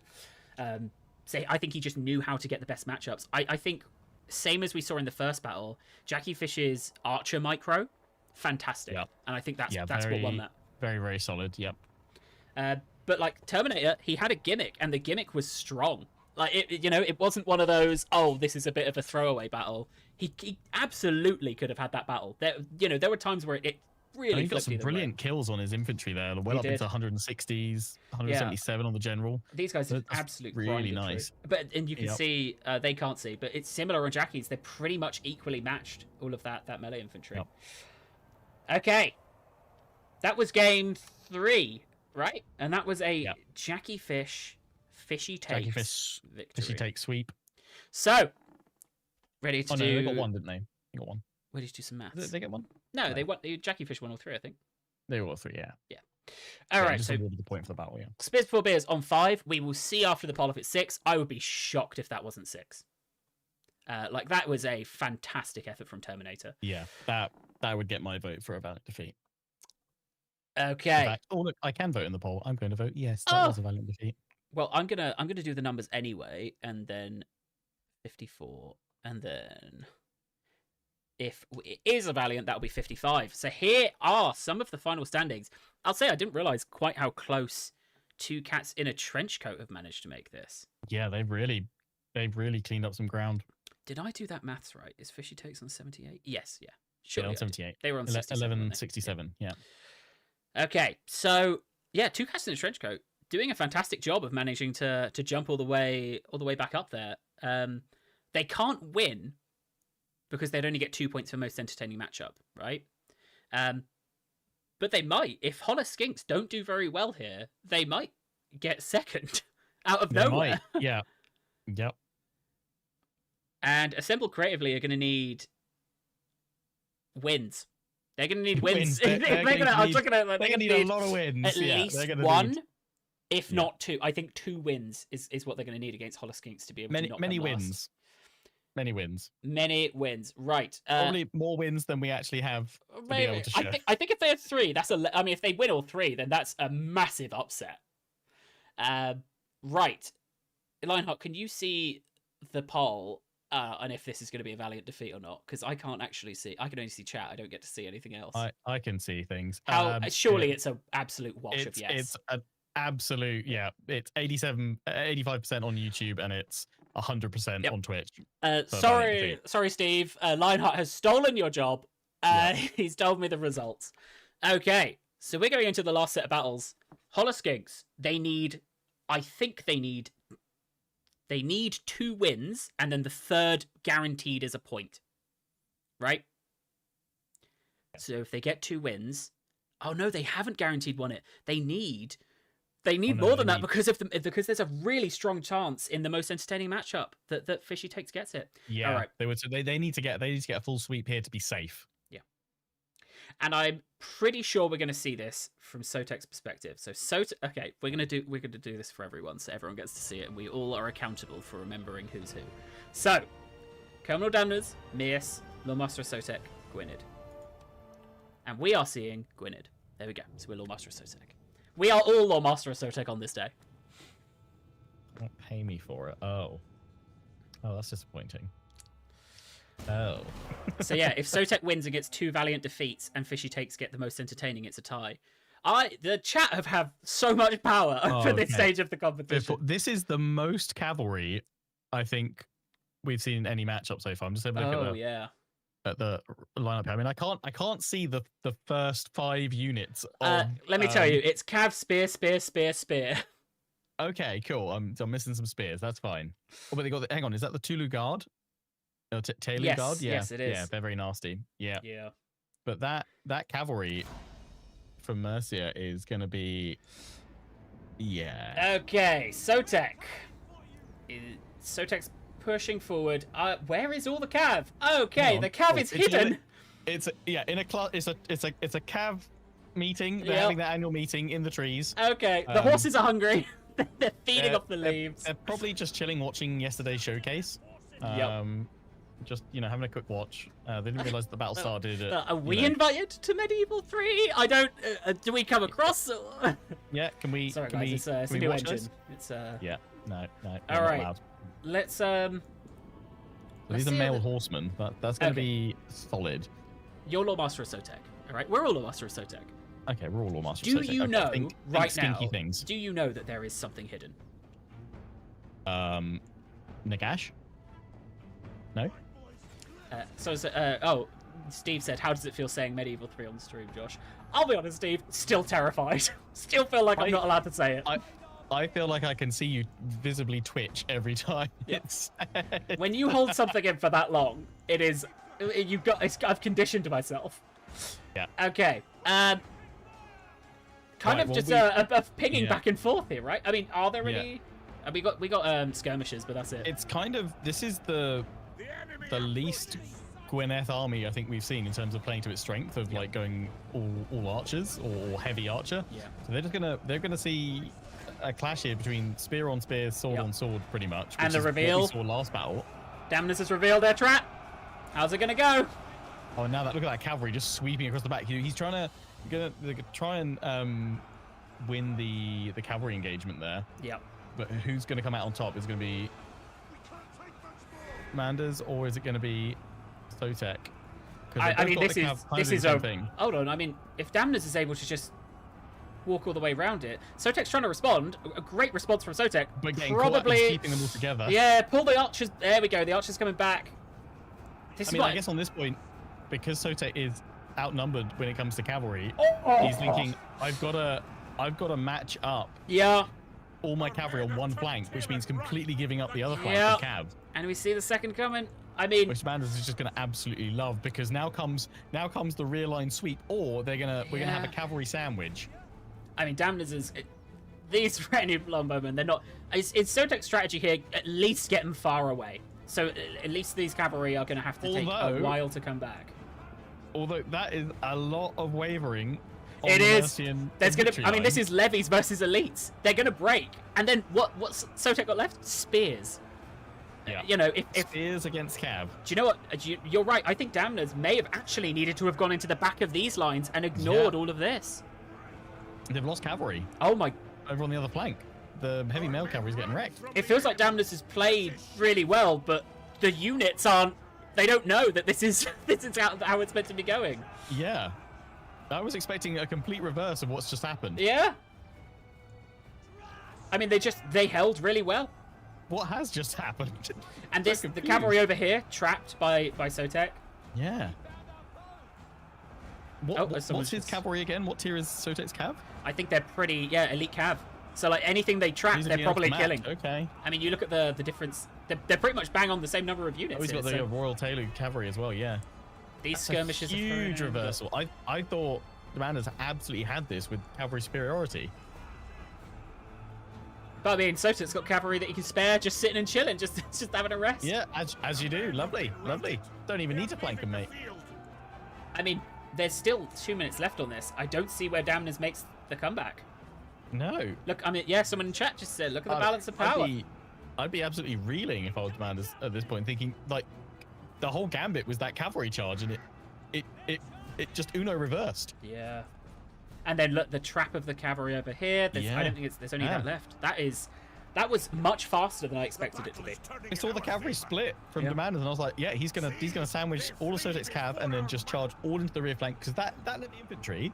Okay, it's only tier 1, but it's held until now. But that's all it needed to do, just hold, and then the cavalry would have swept in. But whatever Sotek is feeding his horses is working an absolute treat. Yeah. Someone said, defeat in detail. Yeah, Sotek pulled the cav apart. And, like, this to me, you could have told me that was, like, similar to Jackie Fish's micro. Right? Like, it's the responsiveness of Sotek and of Cleo. I did not realize they would be such a power team. I mean, I thought the Sotek's initial complete flank switch pull of the cavalry was kind of a panic reaction, but actually it was just all part of the cunning trap. It was snaring. Well, that's what someone said. Damners had the right idea, but Sotek responded perfectly to that trap. Yeah. Okay, I think we can throw up the polls. I don't see Damners making the comeback here, but that is, I mean, fantastic play from Sotek and 3 points closer to winning the entire ERAS clash. Wow. I'm trying to remember what they were on, but they were on 70. Yeah, I think that response. I wouldn't even say that was the perfect way to respond to that trap. That was beyond perfect. That was just. I felt like you didn't even think. Yeah. That was just natural. That was just automatic in dealing with that threat. I would have panicked seeing Commanders outflanking me with cavalry that could match my own. Oh, for sure. But I mean, like, look at you can see the kills here for wow. Damners. One unit, a couple of units has done really well. But, yeah. Oh, these axes. I thought that cavalry was gonna smash. Well, it will be up to chat if that was a valiant defeat. What does a valiant defeat mean? What is it playing for here? So 1 point at the moment for Assemble Creatively, who really do need every point they can get. So Holoskinks up to 73 points, still in third place, but with the only two competitors with games left to play. Holoskinks and Assemble Creatively. And if win the next two. Yep. Well, that's not completely safe, but pretty. Well, so if my maths is correct, and it always is, Holoskinks is now second because they guaranteed get 1 point each for for losses. So they are technically on 75. So they are definitely second. It's whether they get even one victory, and I do think most entertaining. I do think most entertaining could go to Fishy Takes. So it will be close. Mm-hmm. Right. Damners is now Gwynedd. Okay. Oh no. There's been a doubling down of a strategy, Lionheart. Oh no. Yeah. Oh. Okay. So Demanders off that one said, "Hold my beer." Yep. Have more cav. Well, I'm assuming that's the most elite cav that. Yeah, I think it's plus some veterancy. The horses weren't the issue. It was the training of the men on top. So now. I see.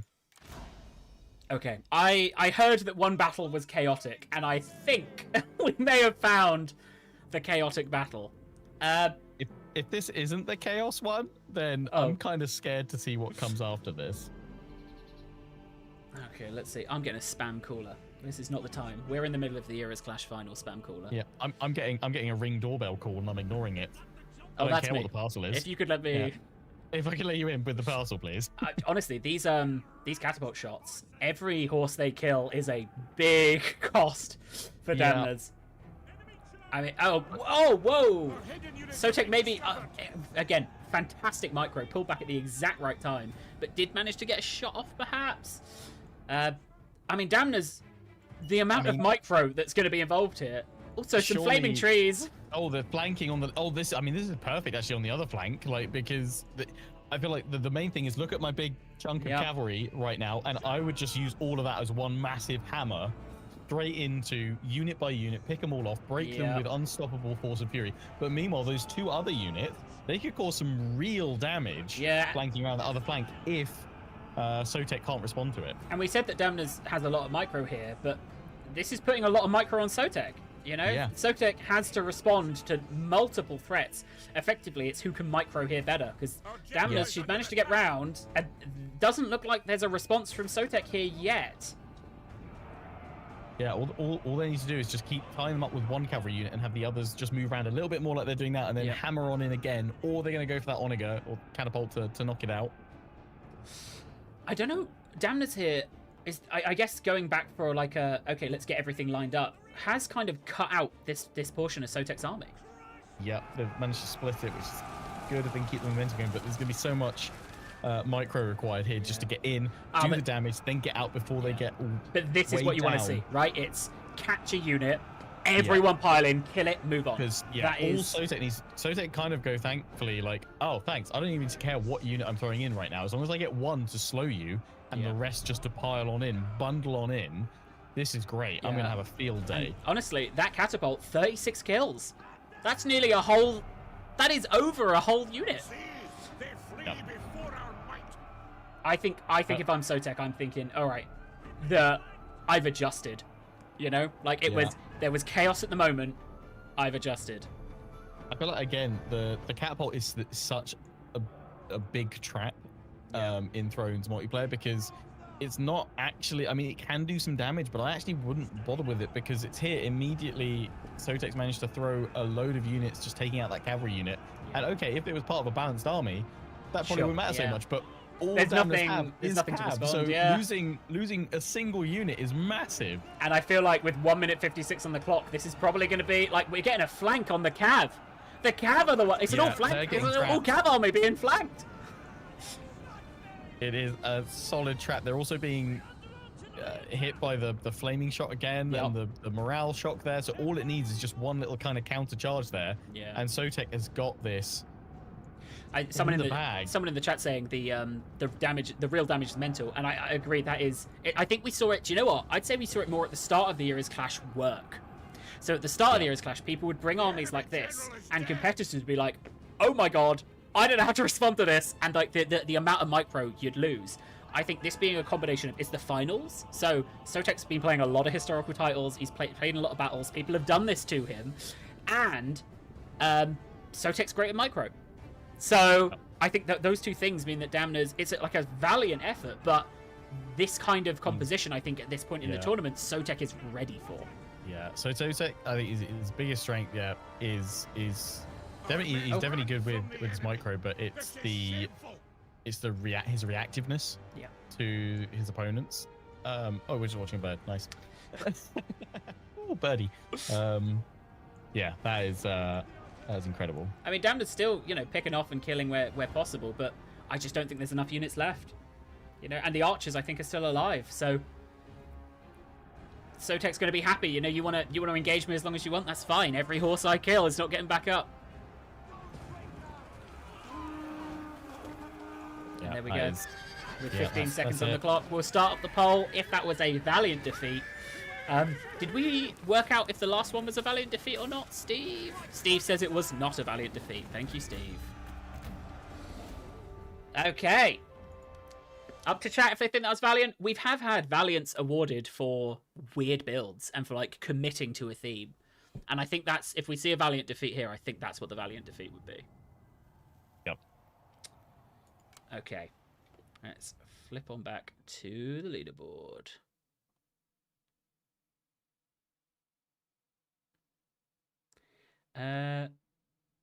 Oh, have you messaged me, Lionheart? I saw a message from you. Oh, it was just if there was a way of me having game sound. If I look, here's the thing. Probably yes. Do I know how to do it? No. If I try to do it, will I break things? Yes. Yes. That's fine. I can recreate. I'm just occasionally just screaming to myself just to simulate the battlefield screams of the troops. That's fine. And I appreciate you muting just before you do it as well. Yeah. Every time. So we have here. It couldn't be closer. It is Hollis Giggs on 78 points, tied first with 1 game to go. So they are guaranteed to be on at least 79, if not 80. If Fishy Takes win most entertaining matchup, it's a tie. I have nothing prepared for a tie. If they lose and it's not a Valiant defeat, Sotek loses, not a Valiant defeat, and either of them get most entertaining matchup, that is the winner. Which means chat vote for the winner. And do you know what would be so funny? If they voted for like History Boys versus Visible Beards. Let it all stand. So I don't know what we do if there's a tie. We might have to find out. I thought like there's so many games and there's so many points awarded. There's no way we'd have 2 winners. But we'll see. We're still kind of talking about what we would do for the winners. I think it's going to be, I'm just going to give to everyone involved, but like maybe way more to the winners, a bunch of keys. Or like, the opportunity to go to your communities and pick some winners, and whatever Total War game they want, I'll give it to them. As long as it exists. I'll throw that caveat out there right now. So we'll do something like that. So everyone involved in here will have the opportunity to reward the community, and everyone who's been to Nando's. I would actually love a Nando's. I can do it if there's a winner. If there's a tie, I can't afford it. All right. So to be fair, I've got a free chicken reward ready to go on my Nando's. Okay, you take the first winners. I'll take the second set winners. Okay. Do you know what? Oh my god, I can't believe this is going to be our last game, Lionheart. Oh no. Here we go. Oh wait, hang on. Oh right, you can't see this. Jackie Fish is also all ships apart from 2 units of cav. Jackie Fish. Sotek is also all ships apart from 2 units of cav. Okay. Oh, it's a ship off. Come on. We are going to end the ERAS clash with a naval battle. Beautiful. Jackie Fish on the mind. Always. I get it. Always. Okay. What on earth? Okay. Here we go. This is it. I want to see some burning sails. Oh, and they're going for it. They're not going, let's fight on the beach. They're not messing about. Hold on. Where is the most useless unit of cav ever known? They're just watching from the shore going, no! To be fair, they are scouts, so maybe, props to like having some forward deployments. Maybe there'll be some stuff there. But no, this is just going to be a naval battle with Sotek 2 units down. Well, we'll see how it goes. I don't think I've ever played a Thrones naval battle. Have you? Yeah, you've played every kind of battle in Total War that's ever existed. I can't think of a Thrones naval battle I've played. I'm always in England. What am I doing outside of it? Yeah, what am I doing in the sea? What am I doing getting wet? Something's gone wrong. And I'm not going to play the Vikings. I can't do that to my ancestors. Okay, they're boarding. They're going for it. Oh, that is not a good balance of power on that one. Oh no, okay, change their mind. Do they ram a bit in this or not? There is ship damage, but I don't think any of them are going for rams. Although maybe here, is this a? Oh, yeah, they're going for boardings. I mean, these are all kind of just good, yeah. transports. They're going straight for the. That's the great one though. 2 units going to go take out the enemy general. Yeah. But you can't retreat from them. Once you're engaged, you're trapped. Basically, you just have to hope that the stats-wise and the dice rolls for the hits in the background are going well. I mean, thanks to Sotek and Damned for giving us the battle to watch here, but this is going to be. Oh, I think someone fell off. Let's hope they can all swim. It's been a really bad time for the Kraken to appear. Yeah, well, don't know it. Okay, so that is a flank. That is a naval flank from Sotek. I mean, they're putting a lot of faith in these boats. So, we are seeing Sotek's going to break over here. So he's going up there. Someone said I think this qualifies as the chaotic battle. Yeah, and you called it, didn't you? Of if this isn't the chaos battle, I don't know what is. Yeah. How do they up it? This is how they up it. Yeah. I mean, where are the horses? The horses are kind of moving to the shore. Enemy general's gone though. They've taken out the enemy general. I mean, it was a fantastic move to pincer them there, but they are getting shot by archers. I don't know if we'll see a ship set on fire. I mean, oh, why would I say it as? Okay, we might see a ship set on fire. That is, I believe, nice. Damners setting their own general's ship on fire as the others leave. They've just lost their general, so they're like, you know what, torch it, it's fine. I think, honestly, looking at this, I think this is, and there it goes, back to the earth, where it belongs. I think this is looking like Damners' game at the moment, right? There's like Sotek's had breaks. There's units wavering over there. He's wishing he could put these horses on a boat. It's pretty. Oh no. It's pretty even on the naval side, but it can all switch pretty quickly. Oh no. Oh, the general's gone. You wouldn't want to be next to it, would you? As the ship sets on fire. I mean, this looks like Sotek over here with these ships being able to, but these are all archers, you know. Damners has got Huskars, archers. I mean, maybe there's a hope here of kiting them. But it feels like this is going to be difficult for Sotek to come back from. Which is, very tough, yeah. Awful for Holoskinks, but fantastic for the leaderboard. Total carnage. It is. Just imagine if it comes down to the poor survivors landing and then getting charged by the cavalry on shore, all coming down to that. I mean, they're being chased down here, aren't they? Is that a dragon or a horse? It's a dragon. The dragon chasing them down. Is it a dragon or a horse? That's a dragon. Anything's a dragon. Yeah, it's a dragon. Let's go with the dragon. Anything can be a dragon if you're scared of it. All right, then ship over there on fire. This is a chaos battle. I wouldn't even know what the right thing to have done here is. Like, it feels like you're rolling dice on ship engagements and boarding actions, right? It's a dragon ship, so it's a dragon. Thank you very much. Someone else said it's a drag horse, so I'm getting very different answers. But this is what we said Sotek kind of has to do to be in with a shot. There we go. The fire damage is ticking up. Yeah. It's just going to be a case of, like, there's barely any ammo left. Yeah, barely any ammo. It's... Hold on. Are they making a break for the shore so that the cavalry... but they don't have many troops left. They don't have enough. Has he just... No, that cavalry's not smart, is it? No, but, like, is there a hope here? Yeah.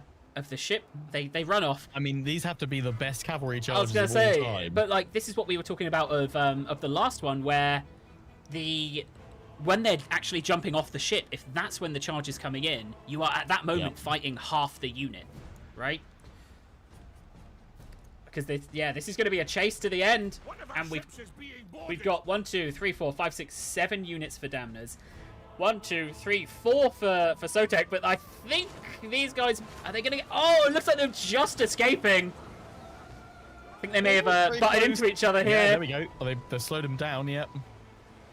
How many? The main thing is Damners needs to make sure that they land plenty of troops all in one go, because if they do it bit by bit, that cavalry's just going to swoop in and take them out, and Sotek's going to go, thank you very much. She's got the time to line up. There's no ammo left, so line up, wait for everyone to come. But like looking at the timer, I don't think that's what's going to happen. In fact, I think this is maybe just going to be a break for Sotek. How does this end in the next 45 seconds? Oh, unless Sotek concedes. Kraken. It's too shallow, Lionheart, and I told you. I want specifically Clash of the Titans, Liam Neeson, Zeus going, unleash the Kraken. We told you we're not playing your modded version of Thrones, where there's a 1 in 1,000 chance. Kraken mod. Kraken mod.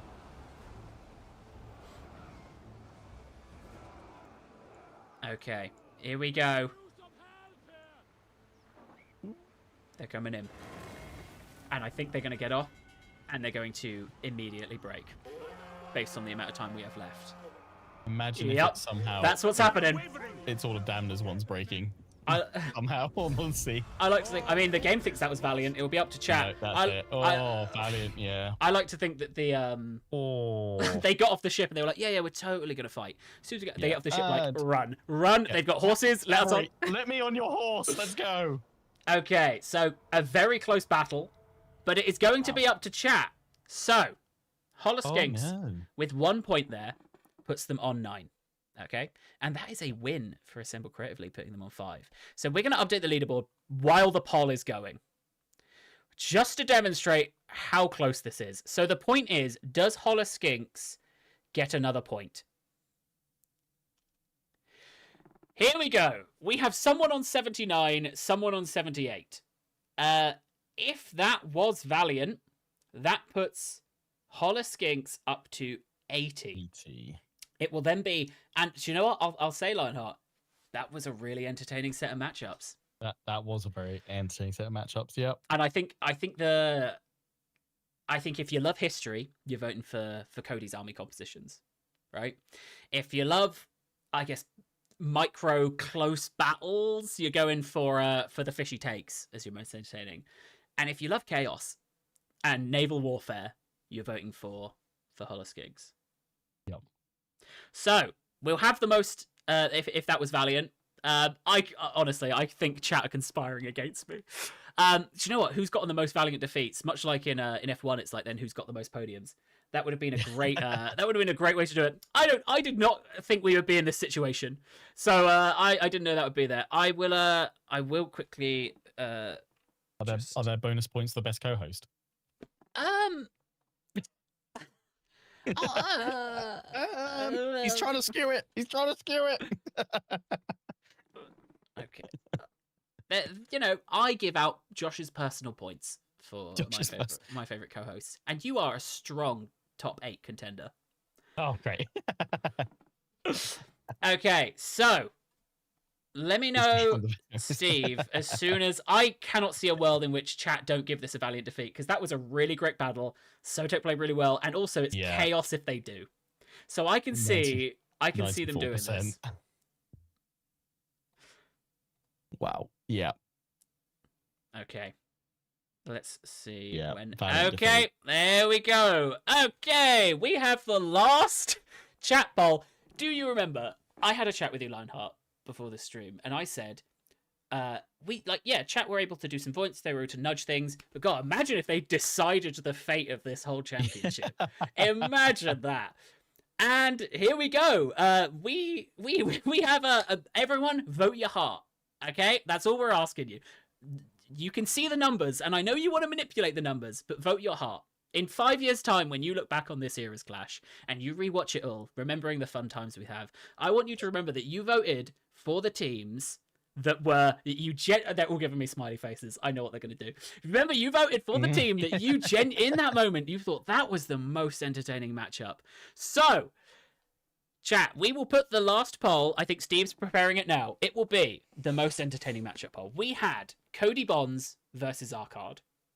And that was Cody playing some big history game and Arcard playing, I think it was just a lot of units a lot of the time, wasn't it? Like big swarms from Arcard. Yeah, swarm envelopment. We have Jackie Fish versus Terminator, which was, I think, just really great gameplay from both of them. Really solid gameplay. I think Terminator got 2 Valiant defeats over the course of those. And then we had, as everyone just saw, Lawmaster Sotek versus Colonel Downers. Some chaos, but also some really great games. And like respect to them for doing a naval battle. So that poll will go live hopefully soon. It may even be live. There we go. It is up now. Yeah. So while that pods up, I'm just going to chat a little bit about our streams overall as well. So we haven't been able to talk about much of our upcoming stream schedule because we have been waiting for things like the showcase. So next week we will be doing, I believe, at some point a Medieval 3 stream. We are also hoping to still do our Warhammer 1 original build stream. I need to make sure that original build works and that I can get it on the right PC. But otherwise, that hopefully we'll be able to do both of those next week, where we'll have a stream where we can chat about Med 3 and hopefully show a couple of bits, and a stream where we will play some original Warhammer 1. Very nice. The very first build. And by the very first, I think it's the second after a hotfix. We will also do our Three Kingdoms Couch Commanders, and I think the Three Kingdoms Couch Commanders is the original Three Kingdoms build. It's a thing that maybe I should have done for all the Couch Commanders because that would have been fun. But I didn't do that. It's too late. Okay, people are talking like, oh, it's all over, it's decided. I have no idea what the results are. It's pretty close. It's because bear in mind they're only seeing either Twitch or YouTube. Yeah, Lawmaster and Colonel just have it on YouTube, and they also have it on Twitch right now. Okay, bigger gap on Twitch than they do on YouTube. It's closer on YouTube at the moment, but they are pulling ahead Lawmaster and Colonel Demanders. How long's left? This much of a purple line. Then that's all I can see. The other thing I'll chat to you about, I was thinking in the new year of doing a Warhammer 3 series where I tried to learn how to play on Legendary. Does that sound... How painful do you think that would be to watch, Lionheart? How many hot wings do you intend to have while doing it for every unit you lose? If I have one, then the stream's over. So... Perfect. Sounds fiery and spicy and hot. Let's do it. It's something we're thinking about of just showing off the ramp up to Legendary, because I play hard battle, and I've now started playing very hard campaign. But trying to play a variety of our Total War games on Legendary, it's just going to be watching me lose by turn 10. But then hopefully 11, 12, 13, and getting better and better. Nice. But we'll see. We've got a whole bunch of different ideas of streaming stuff we want to do. But if you guys have ideas, please let us know in the comments of the YouTube video of this or right now, because I will happily take credit for the great ideas you guys have of what you want to see us do. We want to get the devs talking to you and you talking to the devs, and just something fun to do and watch someone crying in the background while we talk to them. Okay, the results are in. The winners of the Total War ERAS Clash is the Total War ERAS Clash, the largest historical tournament we've ever done, is the Warhammer 3 inspired team Holoskinks of Lawmaster of Sotek and Clio 8. Clio 8? I think that's how you say it. Congratulations! Well, I mean, we started. You can go back to the first one of these streams where we go, Holoskinks, the underdogs. They're aiming for not last. They have won it. So absolute fantastic work for them. Everyone, next time they're live, give them a massive congratulations for winning. It has been like 4 months of organizing games, organizing practice streams. I think Cleo played a lot of these games for the first time during this tournament. Maybe similar for Sotek. So fantastic from them. In second place, Fishy Takes, taking it all the way to the end. I think for the second third of the tournament. Second third, does that make sense? Yeah, for about half of it. A commanding lead, I think. A fantastic job from Jackie Fish and Andy's take. Just an incredibly solid team. I will not be playing either of them in any multiplayer Total War. And then in third place, we have Two Cats in a Trench Coat. I think always a danger. They were always a danger on the leaderboard. And as we see here, only 4 points off of second in the end. And that is Nerdbridge, Fred, and Arkard. So well done to them. Just really solid games all round. And then in fourth place, we have yourself, Lionheart. Yay! a team we all loved. You know, two massive historical Total War names, and playing some really fun historical battles. I think you had some of the closest battles and some of the most highly voted Valiant defeats. So, you know, on a knife edge, but maybe in ERAS Clash 2 in 2029. That's the latest I can. I realized I said 2020. I was like, I need the furthest number possible. And then in 5th place, we have Spears Before Beers. I mean, we saw Joe absolutely run through on the on Rome 2, but it feels like they did very well at the games they've got a lot of experience in. Otherwise, just put up really solid fights. I think Spears Before Beers may have the most Valiant defeats. Again, they pretty much fought the heavyweights of every single game. Yeah. And then in last place, which may have been at some point during the tournament their goal, we have Assembled Creatively, who brought us some of the wildest teams we've seen. I think definitely the winners of the most entertaining matchups. They just won the last one as well, and I think that for them is the victory lap. I think they win the award for most. Oh no, this is the Chaos Battle. This is the Chaos Battle. So it's a fantastic way for it to end, with them also getting I think the award they were going for, which is most entertaining matchups of all. But there we go. That is the ERAS Clash. So we will join you. I see Steve has won Best Host. Well done to Steve as well, the true winner. GG, Steve. Steve, we'll add him to the leaderboard, 83 points. But yeah, thank you everyone for tuning in. This was really fun. It was a lot of work, but it was really fun to organize. And thank you to everyone who, all of the creators, whether they're in the chat, whether they're off doing something else, whether they're asleep.